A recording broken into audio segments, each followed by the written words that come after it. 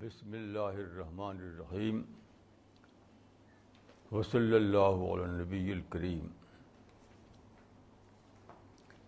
رب اشرح لی صدری ویسر لی امری واحلل عقدۃ من لسانی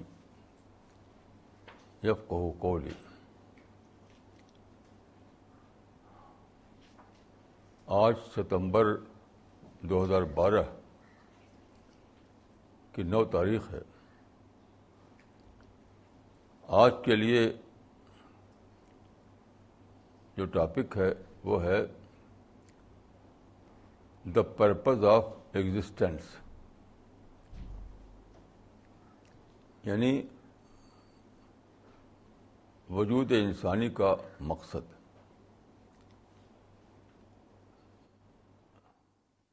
یہ بلا شبہ بہت ہی زیادہ امپورٹنٹ ٹاپک ہے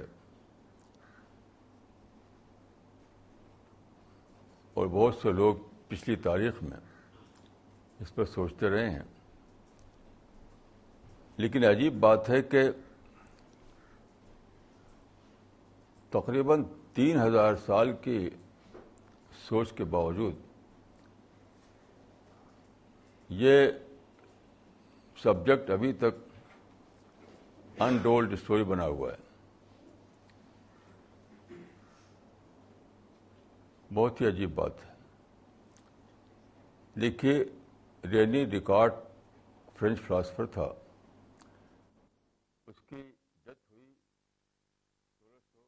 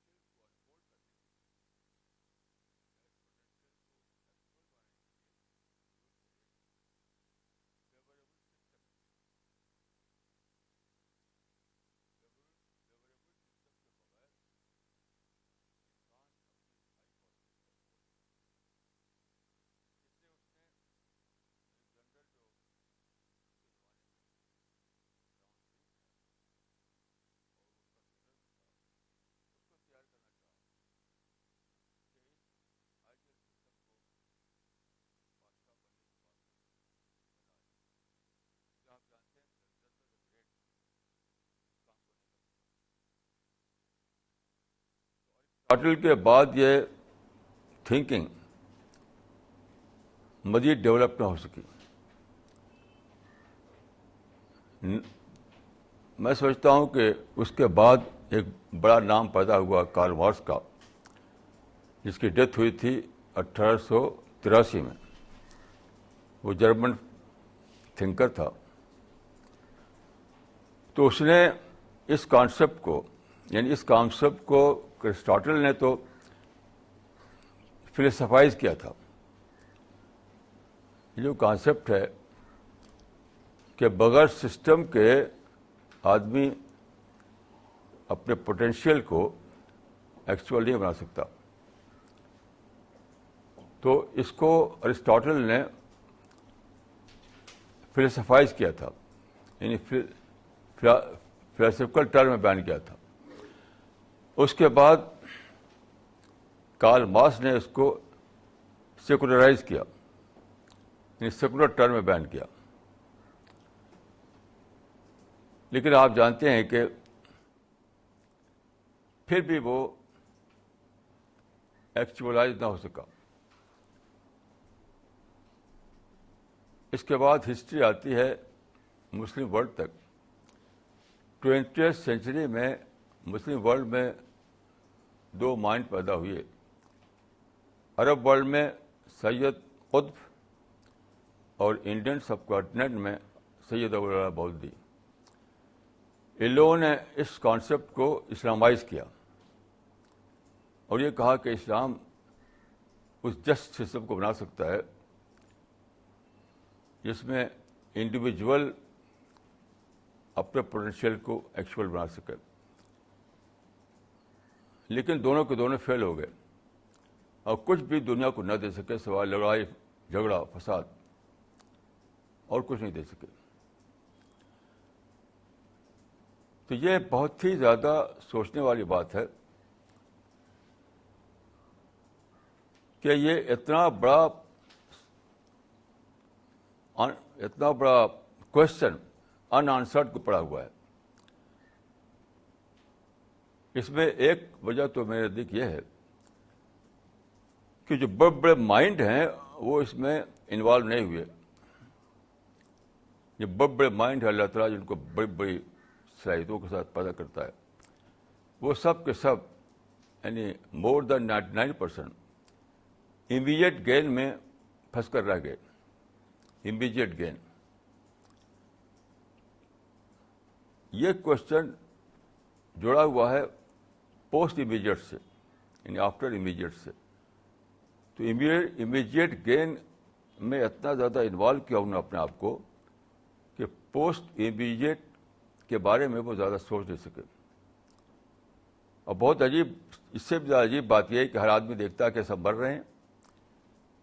جو لوگ امیجیٹ گین میں اپنے کو جنہوں نے ڈالا اور بڑے بڑے امپائر بنائے اپنے، کسی نے پولیٹیکل امپائر، کسی نے کمرشل امپائر، کسی نے اپنے فیم کا امپائر بنایا، لیکن ایک سیکنڈ میں اس کو چھوڑ کر چلے گئے دنیا سے. سب کچھ یہاں رہ گیا، وہ چلے گئے کہیں دوسری دنیا میں. تو اس کے باوجود بڑے بڑے مائنڈ اس میں اپنے کو انوالو نہ کر سکے، بس امیجیٹ گین ہی میں پھنسے رہ گئے. خیر، میں نے اپنی پوری زندگی اس میں بتائی ہے. میں نے کوئی بھی دوسرا کام نہیں کیا، نہ کوئی جاب، نہ کوئی بزنس، کچھ بھی نہیں. تو میری ڈسکوری یہ ہے کہ اس سوال کا جواب صرف ایک ہی جگہ ہے، وہ ہے قرآن. دیکھیے، ہر مذہب نے اس کا جواب دیا گیا تھا، لیکن پچھلے مذاہب جو ہے وہ اپنے آتھینٹسٹک ہو چکے ہیں. فرانس کا رینا فلاسفر تھا بہت بڑا، ویل نون. اس نے کہا تھا کہ صرف اسلام ہی ایسا مذہب ہے جو ہسٹوریکلی آتھینٹک مذہب ہے. تو اس نے لکھا تھا کہ unlike other founders of religions, Muhammad is the only prophet who was born in a full light of history. تو قرآن جو ہے ایک ہی آتھینٹک بک ہے. اس سینس میں نہیں کہ وہی دنیا میں آئی ایک ہی کتابیں جو آئیں وہ ان کے فالوورس اس کو پریزرو نہ کر سکے، اس لیے وہ پریزروڈ ٹیکسٹ ان کے پاس نہیں ہے. تو قرآن میں اس سوال کا جواب ہے. لیکن عجیب بات ہے کہ خود مسلمان ہی سے بے خبر ہے. مسلمانوں نے قرآن کو کتاب محظور بنا رکھا ہے، ابینڈنڈ بک. وہ قرآن کی سے تلاوت کرتے ہیں، اس میں سوچتے نہیں. خیر، اس سوال کا جواب دیکھیے قرآن کے چیپٹر نمبر 2 میں. میں آپ سے کہوں گا کہ آپ یہاں سے واپس جانے کے بعد قرآن کا چیپٹر نمبر 2 البقرہ کی ورسز 30 31, 32, 33 ان ورسز کو اسٹڈی کریں. اس میں اس سوال کا جواب ہے. ان ورسز میں کہا گیا ہے کہ اللہ تعالیٰ نے انسان کو پیدا کیا اور زمین کا چارج اس کو دیا. قرآن میں ہے کہ اللہ نے اس کو خلیفہ بنایا. خلیفہ کے معنی ہیں یہ جو پلانٹ ارتھ ہے اس کا چارج دیا انسان کو. تو فرشتوں نے کہا کہ اس وقت فرشتے موجود تھے اور ابلیس بھی موجود تھا. تو فرشتوں نے کہا کہ اتجعل فیہا من یفسد فیہا ویسفک الدماء، اے رب العالمین کیا تو ایسے لوگوں کو چارج دے رہا ہے زمین پر جو وہاں فساد کریں، مفسد بنے؟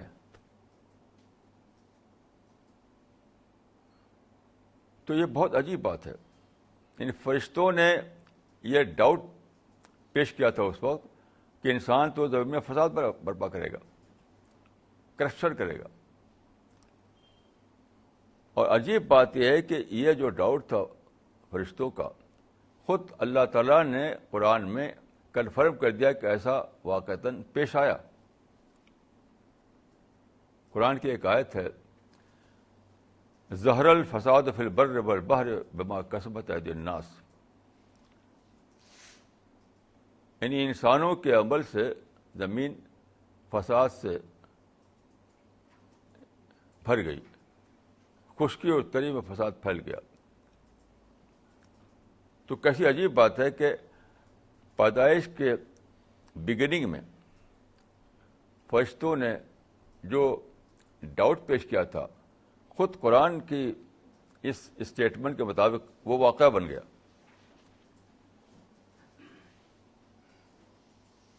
کہ انسان بجائے خلیفہ بننے کے مفسد بن گیا، بجائے اصلاح کرنے کے فساد کیا اس نے. خود قرآن اس کو کنفرم کر رہا ہے. اب سوال یہ ہے کہ پھر اللہ نے انسان کو پیدا کیوں کیا؟ جب فرشتوں نے یہ بات آغازی بھی کہہ دی تھی اور خود اللہ نے کنفرم کر دیا کہ واقعتاً ایسا ہوا، تو اب سوال پیدا ہوتا ہے کہ اللہ نے انسان کو پیدا کیوں کیا؟ یعنی وہی چیز ہوئی جس کو کہ ایک جرمن ہسٹورین نے ان لفظوں میں کہا ہے کہ the human history is little more than a register of crimes. وہی تو ہوا. تو فرشتے کہہ رہے ہیں، انسانی ہسٹورین کہہ رہے ہیں، خود اللہ اس کی تصدیق فرما رہے ہیں کہ واقعتاً ہوا بھی ایسا ہی. تو یہ بہت بڑا سوال ہے کہ what was the purpose of creation, what was the purpose of existence. یہ بہت بڑا سوال ہے. اس پر میں زندگی پر سوچتا رہا ہوں. میری زندگی کوئی دوسرا مقصد نہیں سوائے اس کے کہ میں اس کا جواب تلاش کروں. تو اس کے انہی آیتوں میں اس سوال کا جواب ہے. اصل میں ہم رانگ کرائیٹیرین سے جج کر رہے ہیں سچویشن کو. غلطی ہماری یہاں ہے. جیسے اس بلڈنگ کو آپ جج کریں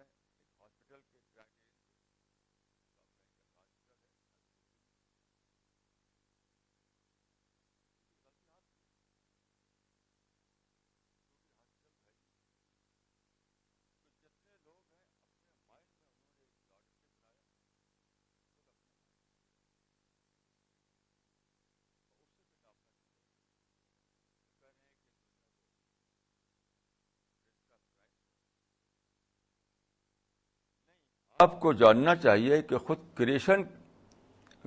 کریٹر کا کریشن پلان کیا ہے. خود کریٹر کے نزدیک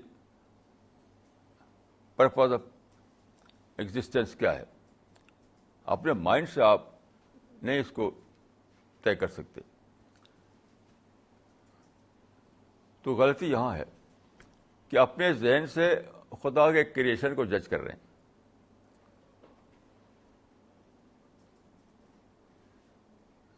یعنی یہ جو جہاں آپ بیٹھے ہوئے ہیں، کسی نے اس کو بنایا ہے، کوئی اس کو چلا رہا ہے، اس کے مائنڈ سے جاننا پڑے گا کہ یہ کیا چیز ہے.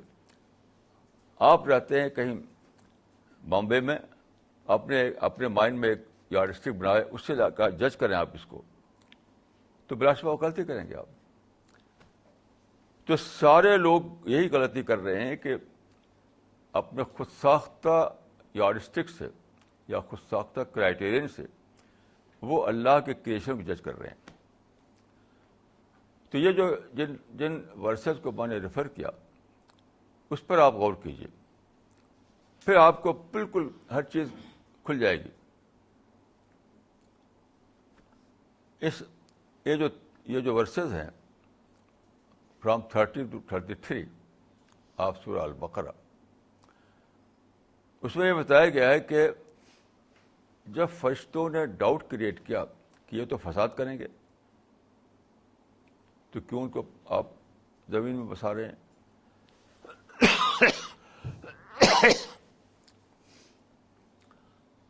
یعنی یہ وہ وقت ہے جب کہ اللہ آدم کو پیدا کر چکے ہیں، باقی نسلیں ابھی پیدا ہونا باقی ہیں.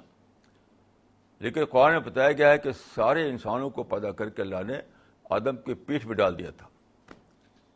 اب وہی سب انفولڈ ہو رہا ہے، ہم سب انفولڈنگ ہیں. تو کیا ہوا پھر؟ اللہ قرآن میں ہے کہ علم آدم الاسماء کلھا ثم عرضهم علی الملائکہ، یعنی جن لوگوں کو پیدا ہونا تھا اس دنیا میں، اللہ نے ان کو پیدا کر کے ان کا نام بتایا آدم کو، اور پھر اس کو پیش کیا اینجلز کے سامنے. دیکھیے نام کس کا بتایا، یہیں پر ہے مسئلہ جاننے کا. سلیکٹڈ انڈیویجولس کا، سلیکٹڈ پرسنس کا، سارے انسانوں کا نہیں. یعنی اللہ تعالیٰ کا جو نقشہ تھا وہ یہ ہے کہ اللہ اس سے یہ بات نکلتی ہے کہ فرشتوں نے پورے مجموعے انسانی کو دے کر رائے بنائی تھی، سارے مینکائنڈ کو. اللہ کا جو ٹارگٹ ہے وہ سارے مینکائنڈ نہیں ہے، سلیکٹڈ انڈیویجولس ہیں جو اس جنگل میں پیدا کیے جائیں اور پھر وہ اپنے آپ کو پروو کریں کہ ہم وہ لوگ ہیں جنہوں نے اپنی فریڈم کو مس یوز نہیں کیا، جنہوں نے سچائی کو ڈسکور کیا، جنہوں نے اپنے مائنڈ کو صحیح سے استعمال کیا. تو ایسے لوگ اللہ کے نزدیک سلیکٹڈ لوگ ہیں. تو ان سلیکٹڈ لوگوں کو اللہ نے پیدا کر کے آدم کو ان کا نام بتایا، کیونکہ دیکھیے آگے آتا ہے کہ انی عالم و غیب السماوات والارض، میں غیب کو جانتا ہوں، یعنی فیوچر کو جانتا ہوں. میں فیوچر میں جو لوگ پیدا ہونے والے ہیں مجھے ان کا پتہ ہے. یہاں غیب مانے فیوچر، انی عالم و غیب السماوات والارض. تو فیوچر کے جنریشن میں جو سلیکٹڈ لوگ تھے ان کو پیدا کر کے اللہ نے بتایا نام، یہ فلاں، یہ فلاں، یہ فلاں ہے. تو آدم نے پھر فرشتوں کو بتایا کہ دیکھو یہ ہے، یہ ہے، یہ ہے. تب فرشتے مطمئن ہو گئے. یہ اس رات کو اگر آپ غور فرمائیں تو پوری بات سمجھ میں آ جاتی ہے. پوری بات یہ ہے کہ اللہ نے پیدا کیا انسان کو، اس کو فریڈم دے دیا، freedom, total freedom. Total freedom یعنی اللہ کا جو کریشن پلان ہے وہ یہ ہے کہ آدمی خود اپنی چوائس سے رائٹ کو لے اور رانگ کو چھوڑ دے بغیر کسی کمپلشن کے. تو یہ دنیا ایک یوں کہنا چاہیے کہ ایک جنگل ہے گا. لوگوں نے جو مس یوز کیا اپنے رائٹ کو، اس نے دنیا کو جنگل بنا دیا. اس جنگل میں ایک انسان پیدا ہوتا ہے اس مائنڈ کو لے کر کے، وہ سوچتا ہے، ری تھنک کرتا ہے، ریوائز کرتا ہے، انڈیپینڈنٹلی سوچتا ہے. یعنی کیا لوگوں نے کیا جنگل کریٹ کیا ہے، لوگوں نے کیا کیا دنیا میں آئیڈیالوجی پھیلا رکھی ہے، کیا کیا تھاٹ پھیلا رکھے ہیں، ان سب کے یعنی ان سب سے اوپر اٹھ کر وہ سوچتا ہے، جس کو میں کیا کہتا ہوں big bird thinker, big bird thinker بن کر سوچتا ہے. پھر اس کو سیلف ڈسکوری ہوتی ہے، خود سوچ کر دریافت کرتا ہے وہ. پھر وہ کھڑا ہوتا ہے، وہ کہتا ہے خدا سچائی یہ ہے. اللہ کو وہ انسان مطلوب ہے جو سیلف ڈسکوری کی سطح پر کھڑے ہوں، جو اپنی آزادی کو مس یوز نہ کریں، جو سیلف ڈسپلن کا ثبوت دیں. تو اللہ تعالیٰ نے آدم کے سامنے ان سلیکٹڈ انسانوں کو پیدا کر کے آدم کو ان کا نام بتایا، اور پھر آدم نے فرشتوں کو ان کو نام ان کو انٹروڈیوس کروایا. تب فرشتوں کو سمجھ میں آیا کہ ہاں، پھر کریشن جو ان کو بہت ہی میننگ فل لگنے لگی. دیکھا فرشتے دیکھ رہے تھے اس اعتبار سے کہ سارا جو مین کائنڈ ہے، سارا مجموعہ انسانیت کا ہے، وہ سب کا سب جسٹ ہو، وہ سب آئیڈیل ہو، وہ سب پرفیکٹ ہو. یہ تو خدا کا نشان ہی نہیں تھا کہ جب فریڈم دی جائے گی تو سب جسٹ کیسے ہو جائیں گے. کوئی مس یوز کرے گا، کوئی پراپر یوز کرے گا. تو خدا کا نشانہ انڈیویجولس ہیں، مجموعہ نہیں ہے. یہی غلطی ہے ارسطاٹل سے لے کر کے اب تک جو لوگ ہیں، یہ پاکستان، یہ جو مسلم تھنکرس ہیں موجودہ زمانے کے، تو ارسطاٹل سے لے کر آج کے جو مسلم تھنکرس ہیں جو جسٹ سسٹم بنانے کی باتیں کرتے ہیں، وہ سب اسی غلطی میں مبتلا ہیں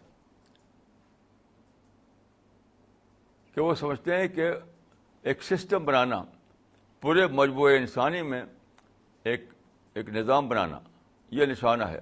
وہ اچیویبل نہیں ہے. نتیجہ ہے کہ وہ گن کلچر، بم کلچر چلاتے ہیں، یہاں تک سوسائڈ بامبنگ شروع ہو جاتی ہے. اب آپ دیکھیے، اب تاریخ کو دیکھیے کہ تاریخ میں کیسے کیسے افراد پیدا ہوئے. تاریخ میں کبھی ایسا نہیں ہوا کہ یعنی سوشیو پولیٹیکل لیول پر کوئی جسٹ سسٹم بنا ہو. یہ تو کبھی ایسا نہیں ہوا، نہ یہ مطلوب تھا. کیونکہ دیکھیے،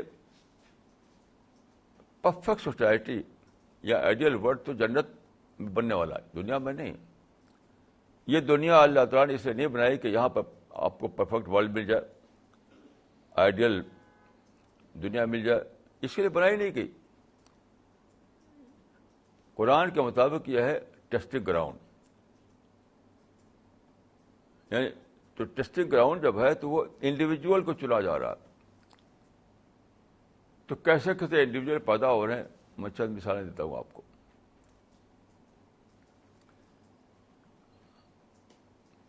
ہاں دیکھیے، ایک بات اور میں عرض کر دوں کہ شروع ہی میں اللہ تعالیٰ نے 2 مثالیں قائم کر دی.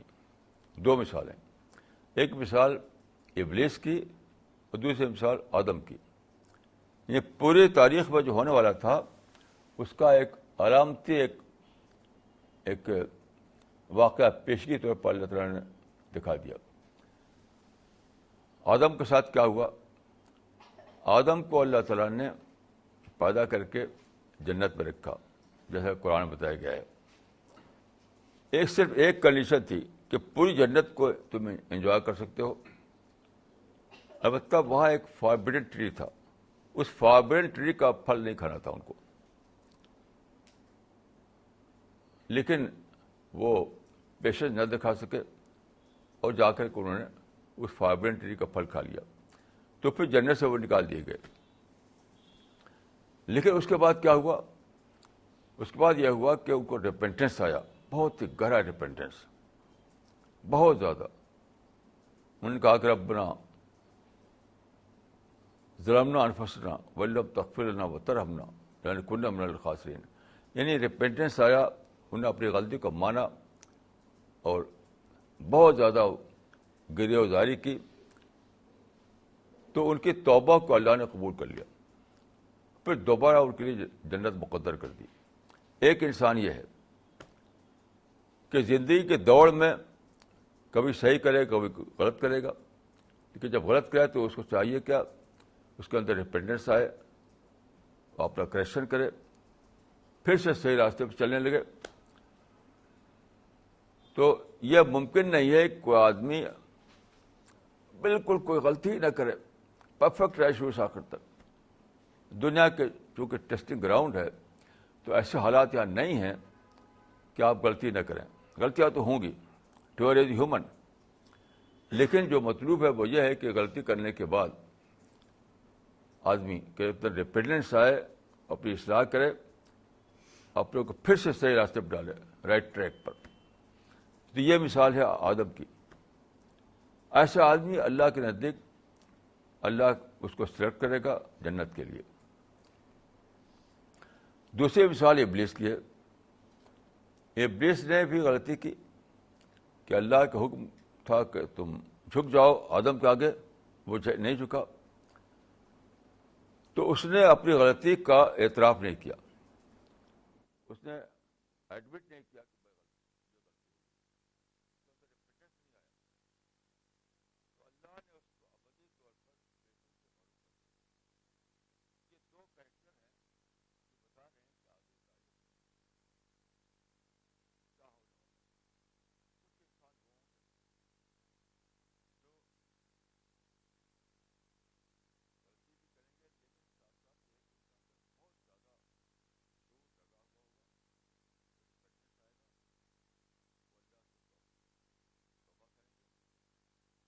اللہ انہیں معاف کرے گا، پھر رائٹ ٹریک پہ زندگی گزار دیں گے۔ یہی وہ لوگ ہیں جو ٹرسٹ کے ایسے انڈیویجول، ایسے پرسن، ایسے افراد، اور دوسرے وہ لوگ ہیں جو غلطی کرنے کے بعد پرفیکٹ بن جائیں گے، غلطی کو مانیں گے نہیں،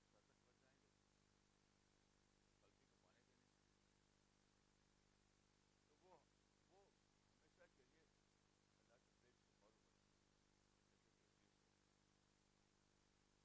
تو یہ دو دھارے چل رہے ہیں اس بارے میں۔ ایک دھارا آدم جیسے لوگوں کا، ایک دھارا ابلیس جیسے لوگوں کا۔ یہ بطور نصیحت کا اللہ تعالیٰ نے پیشگی طور پر انسان کو بتا دیا۔ اب دیکھیے، آپ تاریخ میں دیکھیے، میں چند مثالیں دیتا ہوں۔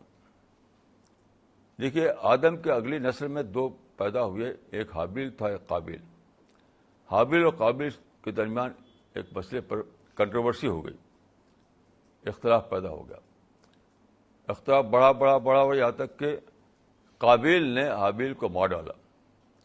اس زمانے میں یہ غالباً یہ اسٹون ایج تھا، تو پتھر سے شاید مارا ہوگا۔ تو اس وقت حابیل نے کہا تھا کہ اگر تم مجھے مارو، جب اس نے دھمکی دی کہ میں تم کو مار ڈالوں گا، تو اس نے کہا اگر تم مجھے مارو تو میں ہاتھ نہیں اٹھاؤں گا تم کو مارنے کے لیے۔ اور ایسے ہی ہوا، اس نے ہاتھ نہیں اٹھایا اور اس نے اس کو مار ڈالا۔ تو اس سے حابیل نے ایک بہت بڑا ایگزامپل سیٹ کیا، بہت بڑا۔ وہ یہ ہے کہ جو اللہ تعالیٰ کے جو وہ ہیں، جو جن چیزوں کو اللہ نے منع کیا، تو کسی بھی ایکسکیوز کو لے کر کے اس حرام کو وہ حلال نہیں کرے گا۔ ایک انسان وہ ہے، کوئی بھی ایکسکیوز لے کر کے جن چیزوں کو اللہ نے منع کیا ہے، تو کوئی بھی ایکسکیوز لے کر اپنے لیے جائز نہیں کرے گا۔ ایک وہ انسان ہے، یعنی اپنے ٹیمپریچر کو روکے گا، اپنے ڈیزائر کو روکے گا، اپنے ایموشنز کو روکے گا، لیکن اللہ کے حرام کو حلال نہیں کرے گا، اس لائن کو پار نہیں کرے گا۔ ایک وہ انسان ہے۔ تو اس کا انہوں نے ایگزامپل سیٹ کیا، حابیل نے۔ ایسے ہی دیکھیے، نوح پیدا ہوئے، بات کو قرآن میں بتایا گیا ہے کہ ان کی عمر اتنی لمبی ہوئی کہ فَلَبِثَ 1000 سَنَةٍ إِلَّا 50 عَامًا، یعنی 900 50 سال تک، یعنی 1000 میں 50 سال کم. اتنی لمبی عمر تھی ان کی، لیکن ان کی دیکھیں ان کی جو اپنے قوم کے جو ان کی جو ویل وشنگ تھی وہ ختم نہیں ہوئی. قوم نے ان کی بات نہیں مانی، ان کو ستایا، ان کو تکلیف دی، لیکن سینکڑوں سال گزرنے کے بعد بھی ان کی ویل وشنگ ختم نہیں ہوئی. اس کو سمجھاتے رہے، اس کو دعائیں کرتے رہے. قرآن میں جو آیا ہے کہ حضرت نوح نے دعا کیا کہ اس کو ہلاک کر دیا جائے، تو دیکھیے یاد رکھیے یہ پیغمبر کی دعا نہیں تھی، یہ اللہ کے فیصلے کا پیغمبر کی زبان سے اعلان تھا. یہ بہت بڑی فالسی ہے لوگوں کے اندر، وہ سمجھتے ہیں کہ پیغمبر نے بد دعا کیے تھے. ایسا ہرگز نہیں ہے. وہ تو بہت آخر وقت تک اپنے ویل وشنگ کے جذبے کے تحت قوم کی اصلاح کے لگے رہے، کام کرتے رہے. لیکن آخر وقت میں جب کہ اللہ نے کا فیصلہ ہوا کہ اس قوم کو اب جینے کا حق نہیں ہے، تو اللہ کے فیصلے کا اعلان تھا جو قرآن میں آیا ہے بظاہر بد دعا کی زبان میں. تو یہ ایک نمونہ سیٹ کیا انہوں نے کہ آخر وقت تک آپ انسان کی خیر خواہی کو نہ چھوڑیں، آخر وقت آپ اس کے ویلوشر بنے رہیں. ایسے دیکھیے ایک مثال یونس کی ہے. یونس ابن متہ کہا جاتا ہے، وہ عراق میں آئے، انہوں نے ان لوگوں کو سچائی کا پیغام دیا. پھر ایک وقت آیا کہ وہ اذهب مغاضبا فظن ان لن نقدر علیہ، یعنی لوگوں نے مانا نہیں بات ان کی، تو وہ غصہ ہو گئے، ان کو چھوڑ کر چلے گئے وہ. لیکن اللہ کے اسکیم کے خلاف تھا یہ، کیونکہ اللہ کی اسکیم یہ ہے کہ جب تک آپ اتمام حجت نہ کر لیں آپ کو حق نہیں کہ قوم کو چھوڑنے کا. تو پیشگی طور پر چھوڑ دیا تھا انہوں نے. لیکن جب وہ عراق سے باہر آئے تو ان کو احساس ہوا کہ میں نے غلطی کی. تو پھر وہ انہوں نے استغفار کیا، معافی مانگی، اور پھر لوٹے اپنی قوم کی طرف، یعنی اسی قوم کی طرف جس سے غصہ ہو گئے تھے، وہ اسی کی طرف لوٹے. اس میں ایک ایگزامپل سیٹ کیا انہوں نے کہ اگر تم کسی کے خلاف ہو جاؤ، اس کے بارے میں تمہیں غصہ پیدا ہو جائے تو اس سے تعلق توڑ لو، لیکن جب تمہیں احساس ہو کہ تم نے غلطی کی تھی تو تمہیں لوٹنا چاہیے دوبارہ، غصے کو ختم کر کے، اپنے نیگیٹو جذبات کو ختم کر کے. یہ ایک بہت بڑا ایگزامپل سیٹ کیا انہوں نے، اس میں کوئی شک نہیں. پھر آپ دیکھیے حضرت موسیٰ کے زمانے میں فرعون کی بیوی تھی آسیہ. تو فرعون تو حضرت موسیٰ کا مخالف رہا، وہ ماننے پر تیار نہیں ہوا ان کے پیغام کو، وہ اپنے ہی کو بڑا سمجھتا تھا. لیکن اس کی جو بیوی تھی آسیہ، ان کی سمجھ میں آ گیا کہ موسیٰ حق پر ہیں، تو موسیٰ کی بات کو مان لیا انہوں نے. اس پر غصہ ہو گیا فرعون، اس نے کہا کہ میں تم کو قتل کر لوں گا. تم نے کیسے مان لیا؟ تم کو قتل کرنا ہے تو قتل کرو. اس وقت آسیہ نے دعا کی تھی کہ خدایا مجھے اپنے پڑوس میں ایک جگہ دے دے رہنے کے لیے. اس سے کیا سیٹ ہوا ایگزامپل کہ بندہ مومن کو کے سامنے اگر چوائس ہو، ایک طرف دنیا کا محل ہے، دوسری آخرت جنت ہے، تو اس کو دنیا کے محل کو ٹھکرا دینا چاہیے، آخرت جنت کا چوائس لے لینا چاہیے. یہ کتنا بڑا ایگزامپل سیٹ کیا آسیہ نے. ایسے دیکھیے حضرت موسیٰ کے جو معجزہ دکھایا تھا انہیں کہ ان کا جو لاٹھی ان کی تھی وہ سانپ اژدہا بن گئی تھی. تو ایک قصہ تفصیل سے قرآن میں آپ اس کو دیکھ سکتے ہیں. تو فرعون جو آئے تھے حضرت موسیٰ کا مقابلہ کرنے کے لیے، جب انہوں نے دیکھا کہ ان کا جو یعنی ان کے جو انہوں نے لاٹھیاں اور رسیاں جو اس کو انہوں نے بظاہر سانپ کی شکل دے دی تھی، ان کے حضرت موسیٰ کے اژدہے نے سب کو نگل لیا، طور پر یہ کھل گیا کہ موسیٰ حق پر ہیں، یہ خدا کے نمائندے ہیں، ہم تو جادوگر تھے۔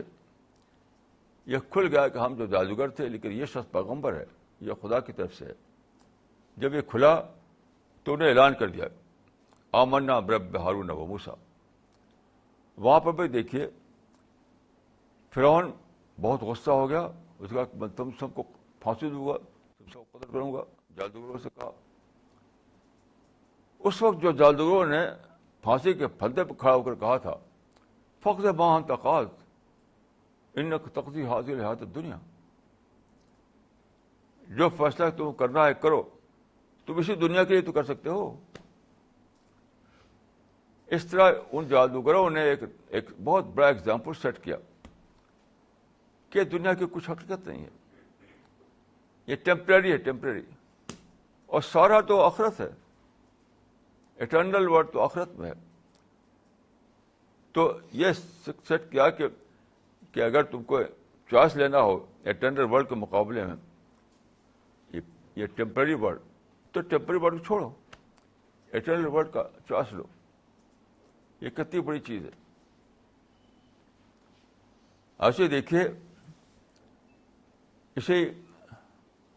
اسی انسانی مجموعے میں محمد بن عبداللہ پیدا ہوئے۔ مکہ میں لوگوں نے ان کی سخت مخالفت کی، بہت زیادہ مخالفت کی، یہاں تک کہ 13 سال کے بعد آپ کو مکہ چھوڑ کر کے مدینہ جانا پڑا۔ جب مدینہ آپ گئے ہیں تو جو پہلی تقریر وہاں کی ہے آپ نے رسول اللہ صلی اللہ علیہ وسلم نے، وہ پوری کی پوری موجود ہے سیرت ابن ہشام میں۔ اس کا ٹائٹل ہے اول خطبۃ خطبھا رسول اللہ صلی اللہ علیہ وسلم فی المدینہ۔ اس میں آپ نے کیا کہا تھا؟ آج کل کا آدمی جس کو ایسی صورتحال پیش آئے کہ وطن سے نکال دیا جائے، اس کی جائیداد چھین لی جائے، اس کو تکلیفیں پہنچائی جائیں، اس کے ساتھیوں کو مار ڈالا جائے، تو جب وہ باہر جاتا ہے تو کیا کرتا ہے؟ وہاں وہ کمپلین کا دفتر کھول دیتا ہے، شکایت اور کمپلین، یہی ایک ہی کام اس کا، نیگیٹو پروپیگنڈا۔ دیکھو یہ تو برے ہیں، یہ بہت ظالم ہے، صرف ایک ہی کام اس کو رہتا ہے۔ لیکن آپ دیکھیے وہاں رسول اللہ صلی اللہ علیہ وسلم نے ایک کلمہ بھی نہیں کہا ہے پورے 10 سال میں۔ وہاں پر 10 سال آپ رہے، کچھ بھی مکہ والوں کے خلاف کوئی پروپیگنڈا نہیں، کوئی پروپیگنڈا نہیں، نہ پہلے دن نہ آخری دن۔ تو یہ ایگزامپل سیٹ کیا آپ نے کہ اگر کوئی تمہارے ساتھ دشمنی کرے، کنسپریسی کرے، تم کو تمہارے وطن سے نکالے، تب بھی تم نیگیٹو نہ بنو، تب بھی تم اپنی پازیٹیوٹی کو قائم رکھو۔ یہ کتنا بڑا ایگزامپل ہے، بہت ہی بڑا ایگزامپل ہے، بہت بڑا ایگزامپل ہے۔ تو پوری تاریخ میں اس طرح کے افراد، اس طرح کے انڈیویجولس، اس طرح کے پرسن دکھائی دیتے ہیں۔ ہاجرہ کو آپ دیکھیے، ہاجرہ ایک لیڈی تھی، حضرت ابراہیم کے ذریعے اللہ تعالیٰ نے ایک پلاننگ کی کہ ڈیزرٹ میں ایک نسل بنائی جائے، ایک جنریشن ڈیزرٹ میں۔ ڈیزرٹ جو تھا، آپ جانتے ہیں ڈیزرٹ کیا ہوتا ہے؟ وہاں صرف نیچر ہوتا ہے، نیچر، وہاں کوئی سویلائزیشن نہیں، وہاں کوئی کلچر نہیں، وہاں کوئی فیسلٹی نہیں، وہاں کوئی کمفرٹ نہیں، وہاں کوئی لگژری نہیں، ایک بہت ہی سمپل لائف، بہت ہی نیچرل لائف۔ اوپر آسمان ہے، نیچے ڈیزرٹ ہے۔ تو حضرت ابراہیم کے ذریعے اللہ تعالیٰ نے یہ پلاننگ کی کہ ایک ایسی نسل بنائی جائے، ایک جنریشن جو نیچر پہ کھڑی ہوئی، اپنی فطرت پہ کھڑی ہوئی ہو۔ تو حضرت حاجرہ نے اپنے آپ کو اس کے لیے قربان کر دیا. اس ڈیزرٹ میں اپنے بچے کو لے کر بس گئی وہ. یعنی کیسا عجیب ہو گئی وہ لیڈی, جو ایک ڈیزرٹ میں جہاں پانی نہیں, جہاں سبزہ نہیں, جہاں کوئی انسان نہیں, جہاں کوئی بستی نہیں, جا کے بس گئی. پھر دھیرے دھیرے حالات بدلے, دھیرے دھیرے سب کچھ ہوا. لیکن آپ غور کیجئے کہ کیسی عجیب وہ لیڈی تھی. جب ان کے جو شوہر تھے حضرت ابراہیم, ان کو اس ڈیزرٹ میں چھوڑ کر جانے لگے, یعنی خود وہاں سے چھوڑ کر چلے گئے وہ, تو انہوں نے پوچھا کہ آپ کو کہاں چھوڑ جا رہے ہیں؟ میں ہوں, میرا چھوٹا بچہ, اور تو یہاں کچھ بھی نہیں, اور تو کچھ بھی نہیں. تو کئی بار انہوں نے کہا, حضرت ابراہیم نے کوئی جواب نہیں دیا. تو آخر میں کہا اس لیڈی نے, کیا آپ, خدا نے آپ کو حکم دیا کہ آپ ایسا کریں؟ تو حضرت ابراہیم نے کہا کہ ہاں. تو اس ڈیزرٹ میں کھڑا ہو کر اس لیڈی نے کہا تھا کہ اذن لا اذن یونا, پھر اللہ ہمیں ضائع نہیں کرے گا.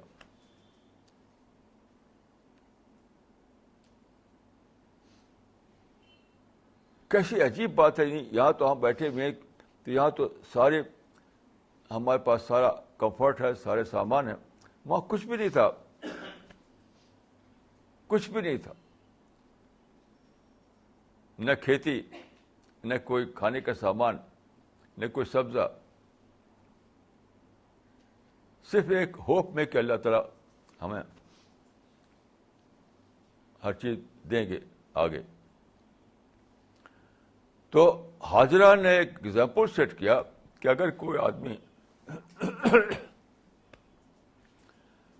ڈیزرٹ میں کھڑا ہو کر, جہاں اوپر آسمان ہے اور نیچے صحرا, یہ کہے کہ خدا تیرے لیے میں نے یہاں پر اگر اپنے کو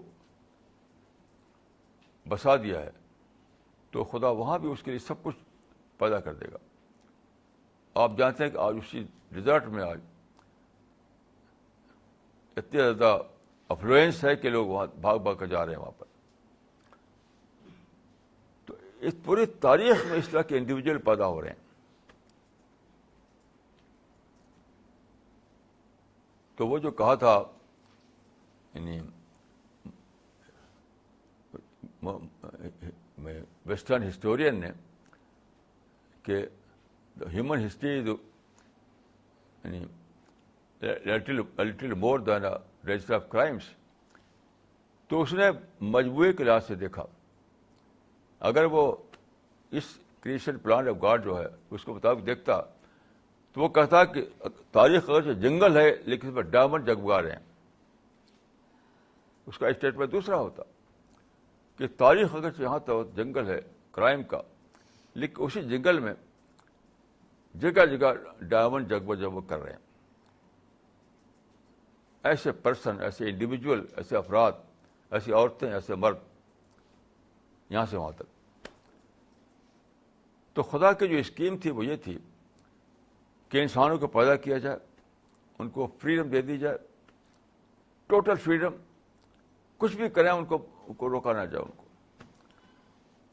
پھر اسی فریڈم کے جنگل میں کچھ افراد ایسے جو نکلیں جن کا اندر رائٹ تھنکنگ اپنے اندر پیدا کریں, وہ حالات کے خلاف سوچیں, انڈیپینڈنٹلی اپنے کو سچائی پہ کھڑا کریں, وہ کسی بھی چیز کو, کسی بھی ٹیمپٹیشن میں نہ پڑیں, کسی بھی ڈیزائر کے پیچھے نہ دوڑیں.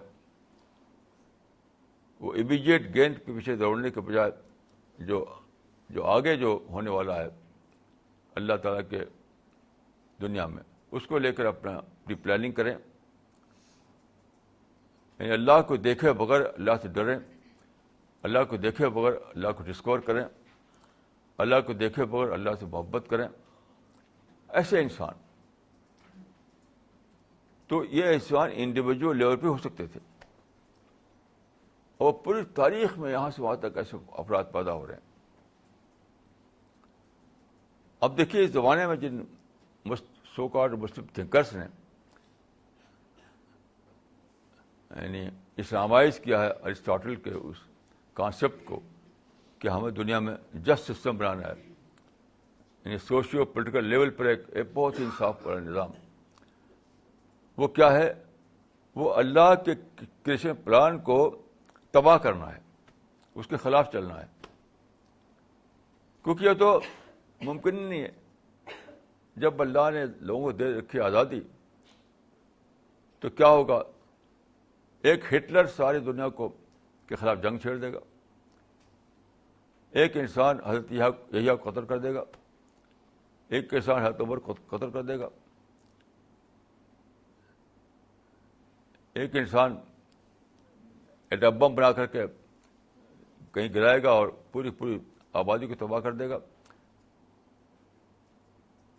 اور اللہ اس کا ہاتھ روکے گا نہیں، کیونکہ فریڈم تو ختم ہونے والی نہیں ہے ڈوم ڈے سے پہلے. تو کیسے آپ بنائیں گے جسٹ سسٹم؟ جسٹ سسٹم بنانے کے لیے آپ کو انسان کی آبادی کو انسان کی فریڈم کو ابالش کرنا پڑے گا. جسٹ سسٹم بنانے کے لیے پورے سوشیو پولیٹیکل لیول پر بالکل انصاف ہو، بالکل جسٹ ہو ہر چیز، بالکل آئیڈیل ہو ہر چیز. اس کے لیے آپ کو انسان کی آزادی کو ابالش کرنا پڑے گا. آپ بتائیے کہ کس کے پاس یہ پاور ہے کہ انسان کی آزادی کو ابالش کر دے؟ کس کو پاور ہے؟ ہمارے ملک میں آپ نے دیکھا کہ اندرا گاندھی کو اس کی سیکورٹی مار ڈالا، مصر میں انور سادات کو اس کی اپنی سیکورٹی نے مار ڈالا. ایسے روزانہ میڈیا میں ایسے واقعات آتے رہتے ہیں. یعنی سیکورٹی ہی نہیں مار ڈالا، سیکورٹی نے. تو یہ دیکھیے اللہ تعالیٰ کا جو پلان ہے کریشن کا، اس میں فریڈم مسٹ ہے، ہر انسان کو ٹوٹل فریڈم. جب ٹوٹل فریڈم ہے تو وہ مس یوز بھی کرنے کا فریڈم ہے. اور جب تک یہ صورتحال ہے، آپ ممکن نہیں کہ آپ آئیڈل نظام بنائیں، پرفیکٹ نظام بنائیں. پاسبل نہیں اس کی. یہ اس وقت پاسبل ہے جب کہ آپ انسان کی آزادی کو ابالش کر دیں. وہ تو کوئی کر نہیں سکتا ہے، امپاسبل ہے. اس وجہ سے اللہ کا جو نقشہ ہے، اللہ کی جو پلاننگ ہے، وہ افراد کو سلیکٹ کر رہا ہے. اللہ تعالیٰ افراد کو انتخاب کر رہا ہے، افراد کا سلیکشن ہو رہا ہے. وہ آدم سے شروع ہوا ابھی تک چلا جا رہا ہے. تو جنت کیا ہے؟ سلیکٹڈ افراد کا ایک سوسائٹی. پوری ہسٹری سے جو بہترین جو لوگ ہیں ان کو سلیکٹ کر کے بسا دیا جائے تو اسی کا نام ہے جنت. سلیکٹڈ لوگوں کی سوسائٹی. تو آخرت میں کیا ہوگا؟ وہ لوگ جنہوں نے اپنے کو یعنی جو یہ پروو نہ کر سکے کہ وہ آزادی پا کر کے صحیح راستے پہ قائم رہیں گے، جنہوں نے اپنی آزادی کو مس یوز کیا، وہ تو ریجیکٹ کر کے ایک یونیورسل لیٹر بن میں ڈال دیا جائیں گے. یونیورسل لیٹر بن میں ڈال دیا جائیں گے وہ. اور جنہوں نے یہ پروو کیا کہ انہوں نے اپنی آزادی کو صحیح استعمال کیا، جو انہوں نے اللہ کے نقشے کو سمجھ کر کے اس کے مطابق زندگی گزاری، جن کے اندر خدائی ڈسپلن تھا، جن کے اندر وہ کوالٹیز تھی جو اللہ کو مطلوب ہیں، بغیر کسی کمپلشن کے انہوں نے اپنے آپ کو اس راستے پر ڈالا، تو ان کو چن لیا جائے گا. ان کو چن لیا جائے. انہی چنے ہوئے لوگوں کو کہ معاشرے کا نام ہے جنت.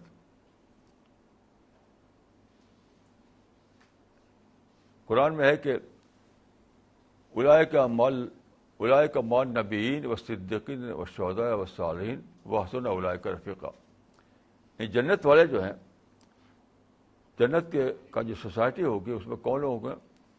پرافٹ اور صدیقین اور صلحاء اور شہداء. یہ 4 گروپ، یہ چنے ہوئے لوگ ہوں گے جنت کے سوسائٹی میں. تو اس کے لبس لہٰذا فلیعمل العاملون، یعنی یہ جو دنیا بننے والی ہے سلیکٹڈ لوگوں کی دنیا، اس کے لیے تمنائیں کریں لوگ کہ وہاں ہمیں جگہ ملے، اس کے لیے تمنائیں کریں.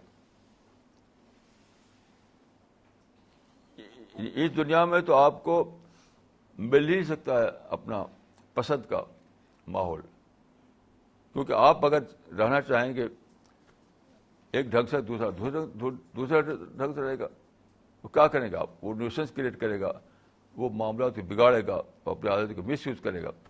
آپ کچھ کر نہیں سکتے، کیونکہ یہ تو ٹیسٹ ہو رہا ہے. ٹیسٹ اگر اللہ تعالیٰ لوگوں کی آزادی کو ابالش کر دے تو پھر ٹیسٹ کیسے ہوگا؟ تو ٹیسٹ کو باقی رکھنے کے لیے اللہ تعالیٰ لوگوں کی آزادی کو ابالش کرنے والا ہے نہیں، امپاسبل ہے. تو کیا ہے؟ اپنے کو بنائیے، اور آپ کی جو طریقے ہوں، آپ کو جو کوششیں ہوں، وہ انڈیویجول کو ٹارگٹ کریں، پورے مجموعے کا نہیں. جیسے میں ہسٹری میں ایسے لوگ پیدا ہوئے ہیں جنہوں نے بڑے بڑے ٹارگیٹ بنائے، ورلڈ گورنمنٹ، ورلڈ سوسائٹی. یہ سب یہ ہونے والی چیز ہی نہیں ہے. نتیجہ ہے کہ جو لوگ ایسی باتیں کرتے ہیں وہ فرسٹریشن مرتے ہیں، فرسٹریشن میں. تو سچی تحریک وہ ہے، سچی موومنٹ وہ ہے جو افراد کو ٹارگٹ کرے، انڈیویجول کو ٹارگٹ کرے، کیونکہ وہ تو اچیویبل ہی نہیں ہے.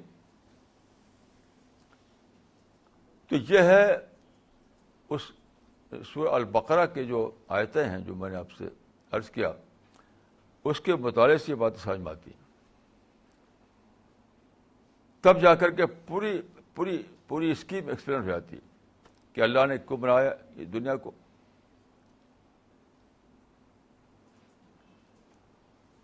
ایک اور بات میں عرض کر دوں، قرآن کی ایک آیت ہے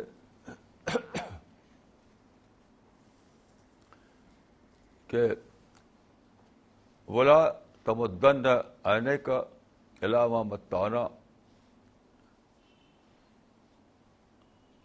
ولا تمدن علیک ولا تمدن عینیک الی ما متعنا، کیا تھا؟ بہی ازواج منہم زرعۃ الحیاۃ الدنیا لنفتنہم فیہ ورزق ربک خیر وابقیٰ. اس کا مطلب ہے کہ دنیا میں لوگ بڑی بڑی مٹیریل اچیومنٹ کیے ہوئے ہیں، بڑی بڑی کامیابیوں کے محل بنائے ہوئے ہیں، تو اس کی طرف مت دیکھو، بلکہ رزق رب کی تلاش کرو. یہ سادہ بات نہیں ہے، یہ اس بات کی اس میں ایک بہت بڑی بات ہے کہ اگر تمہارے پاس مال نہ ہو، تمہارے پاس امپائر نہ ہو، تب بھی تم ایک بہت بڑی چیز پا سکتے ہو. وہ ہے آئیڈیالوجی، ایک ایسی آئیڈیالوجی جو یونیورسل ہے، جو پورے یونیورس کو محیط ہے. یعنی اپنے مائنڈ کو استعمال کرنا.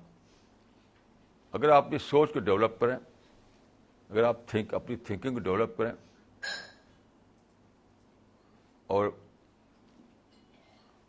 اس آئیڈیالوجی کو آپ دریافت کر سکیں، تو آئیڈیالوجیکل لیول پر آپ ایک پوری یونیورس آپ کی ہے. حکومت کس کے پاس ہے یہ آپ کے لیے ایرریلیونٹ بن جائے گا. کس کے پاس گورنمنٹ ہے، کس کے پاس یعنی کون بڑی بڑی فیم کا مالک ہے، کون بڑے بڑے اسٹیج کا مالک ہے، کون مٹیریل چیزوں کا چیمپئن بنا ہوا، یہ آپ کے بن جائے گا بالکل یعنی ان امپارٹنٹ، کیونکہ پوری یونیورس کھلی ہوئی ہے آپ کے لیے. آپ کا جو مائنڈ ہے، آپ کی جو سوچ ہے، اس کے لیے تو پوری یونیورس میں کوئی رکاوٹ نہیں ہے. جسے میں ہوں، مجھے کوئی شوق نہیں کہ مجھے کوئی حکومت میں کچھ ملے, مجھے کوئی دولت میں حصہ ملے, میرے پاس کوئی بہت بڑا مال ہو, کیوں وہ تو سب لمیٹڈ چیزیں, لمیٹڈ. میرے لیے تو میں سوچ کے لیول پر جیتا ہوں, تو سوچ کے جو لیول ہے اس کے پوری یونیورس کھلی ہوئی ہے, پوری یونیورس کھلی ہوئی ہے. آپ کا گلیکسیز کے نظام پر سوچیے, آپ سولر سسٹم کے نظام پر سوچیے, آپ پوری یونیورس میں جو لاز رول کر رہے ہیں اس پر سوچیے.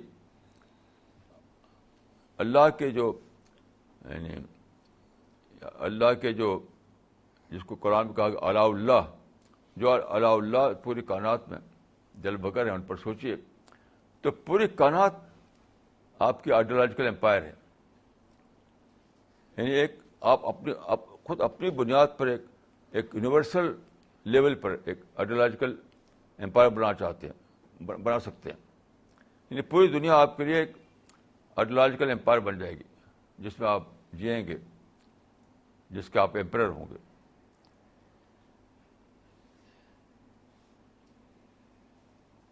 ایسا انسان اللہ تعالیٰ کو مطلوب ہے, اور اللہ تعالیٰ نے ممکن بنا دیا ایسے انسان کے لیے کہ اس کے پاس حکومت ہو یا نہ ہو, دولت ہو یا نہ ہو, اس کے پاس مال ہو یا نہ ہو, پھر بھی اپنی ڈیولپمنٹ کا کام آخری حد تک کر سکتا ہے.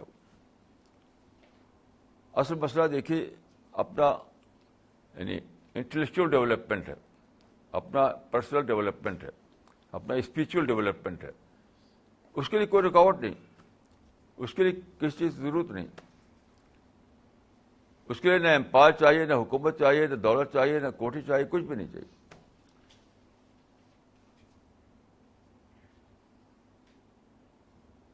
تو ساری یونیورس اللہ تعالیٰ نے کھول دی اس انسان کے لیے, یہ مائنڈ دے کر کے. یہ مائنڈ جو ہے کسی شیر کے پاس نہیں, کسی ہاتھی کے پاس نہیں. تو یہ مائنڈ دے کر کے اللہ تعالیٰ نے پوری یونیورس کھول دی ایسے انسان کے لیے کہ یونیورسل لیول پر اپنا ڈیولپمنٹ کرے. وہ اس طرح سے وہ پرسنالٹی بنائے اپنے اندر جو جنت میں بسانے کے قابل ہو. تو یہ ہے پرپز آف ایگزسٹنس. اللہ تعالیٰ کا پرپز یہ نہیں ہے کہ آج کل کے زبان میں سوشیو پولیٹیکل لیول پر کوئی جج سسٹم بنایا جائے. یہ اللہ تعالیٰ کا پلان نہیں ہے.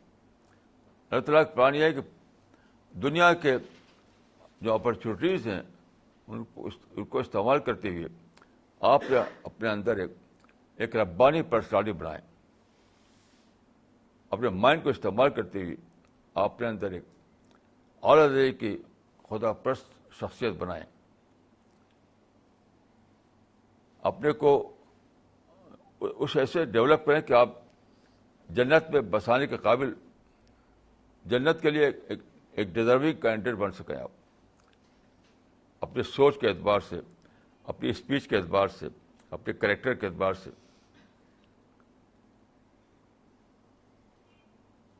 یعنی آپ اس جنت کے لیے ایک ڈیزرونگ کینڈیڈیٹ بن سکیں اپنے یعنی اپنے سوچ کے اعتبار سے, اپنی اسپیچ کے اعتبار سے, اپنے کریکٹر کے اعتبار سے, اپنے بیہیویئر کے اعتبار سے. یہ ہے اللہ تعالیٰ کا منصوبہ. اور جو لوگ اپنے آپ کو اس طرح سے پروو کریں گے تو آخرت کی دنیا میں, یعنی موجود دنیا تو ٹیسٹنگ گراؤنڈ تھی, یہاں تو آپ کا صرف اپنے آپ کو اپنی پرسنالٹی ڈیولپ کرنا تھا. پھر دوسری دنیا میں آپ کو اٹرنل پیراڈائز میں جگہ ملے گی, جو آئیڈیل ورلڈ ہوگا, جو پرفیکٹ ورلڈ ہوگا, جو آپ کی ڈیزائر کے عین مطابق ہوگا. تو یہ ہے یعنی قرآن کے مطابق پوری بات. میں دعا کرتا ہوں کہ اللہ تعالیٰ مجھ کو اور آپ کو اس راستے پر چلنے کی توفیق عطا فرمائے. اقول قولی ھذا واستغفر اللہ لی ولکم اجمعین.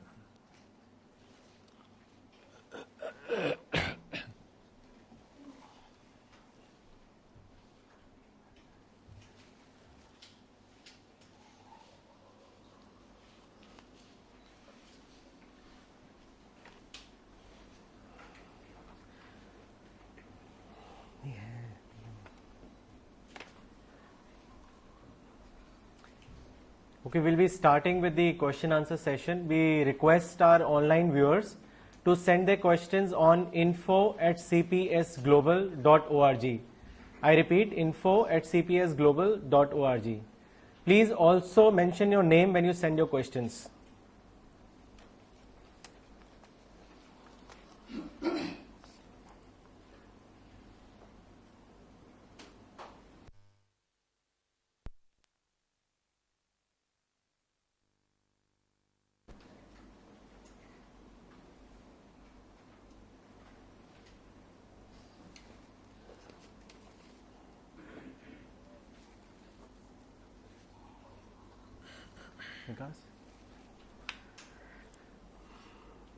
مولانا یہ سوال ایک تنظیم سے آیا ہے جو یو کے میں ہے.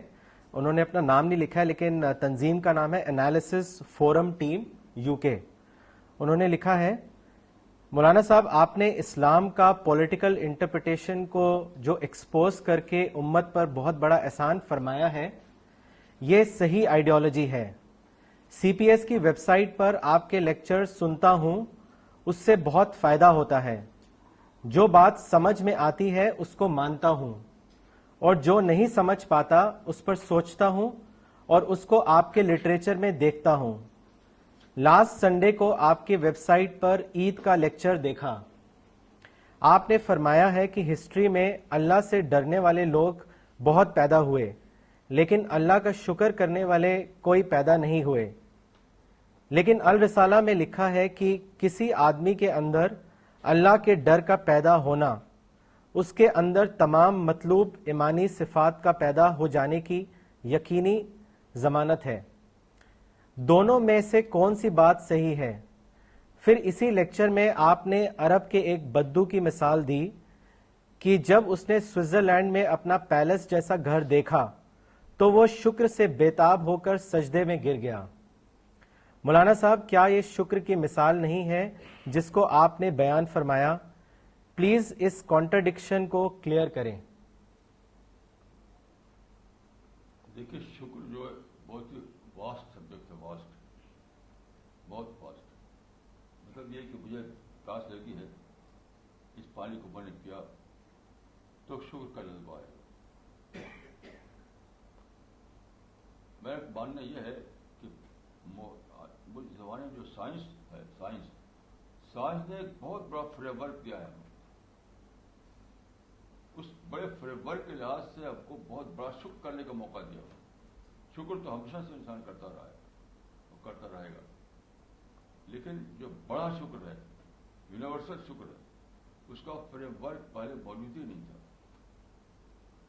انسان یہی پانی ہے, ہر آدمی پانی پیتا رہا ہے اور شکر کرتا رہا ہے. پہلی بار آج انسان نے جانا ہے کہ اللہ تعالیٰ نے زمین پر بارش برسائی اور اس پانی کو سمندروں میں جمع کر دیا. آپ جانتے ہیں کہ 71% ہماری زمین کا پانی ہے. 71%. یہ پانی اگر ایسی فریش واٹر کے طریقے سے ہوتا تو وہ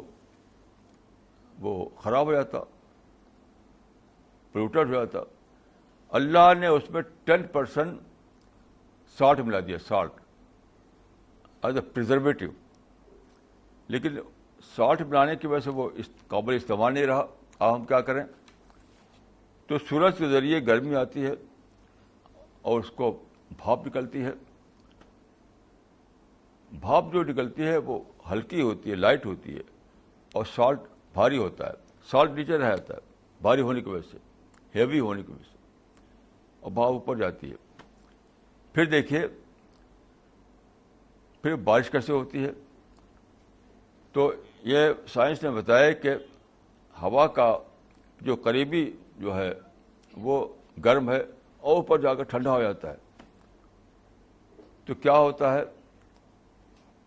اس کے بعد؟ یہ ہوتا ہے کہ ہوا اوپر اٹھتی ہے جب تک اس کو گرم ہوا, وہ بھاپ اوپر اٹھتی ہے تب تک گرم ہوا ملتی رہتی ہے اس کو. پھر جب اوپر پہنچتی ہے جہاں ہوائیں ٹھنڈی ہے تو وہاں پر اس میں کیا ہوتا ہے کہ وہ جو کہتے ہیں یعنی یعنی وہ قطرے قطرے بن جاتے ہیں. اور پھر وہاں یعنی پانی بھاپ کے بجائے جم جاتا ہے پانی, تو پھر زمین کی گریوٹی سے وہ دوبارہ بارش ہوتی ہے. یعنی واٹر ڈراپلیٹ جو ہے نیچے ہوتا ہے, اوپر جا کر کے وہ بن جاتا ہے پانی کے قطرے کی شکل میں. یعنی ویپر ڈراپلیٹ واٹر ڈراپلیٹ بن جاتا ہے اور پھر پانی نیچے برستا ہے. اتنا بڑا نظام ہے, تب جا کر ہم کو سمندر کا نمکین پانی فریش واٹر کی شکل میں ملتا ہے. یہ پہلے انسان جانتا نہیں تھا, تو پہلے بھی انسان شکر کرتا تھا. آج شکر کرے گا تو اس کو ایک سمندری شکر آئے گا اس کے اندر سے.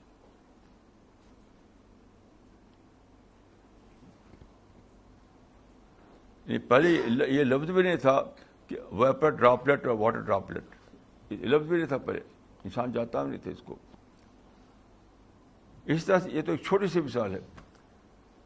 تو میرا ماننا یہ ہے کہ جس سائنس کے مسلمان دشمن بن گئے, جس ویسٹ کے, اس ویسٹ میں ہم کو بہت بڑا فریم ورک دے دیا تھا شکر کا فریم ورک.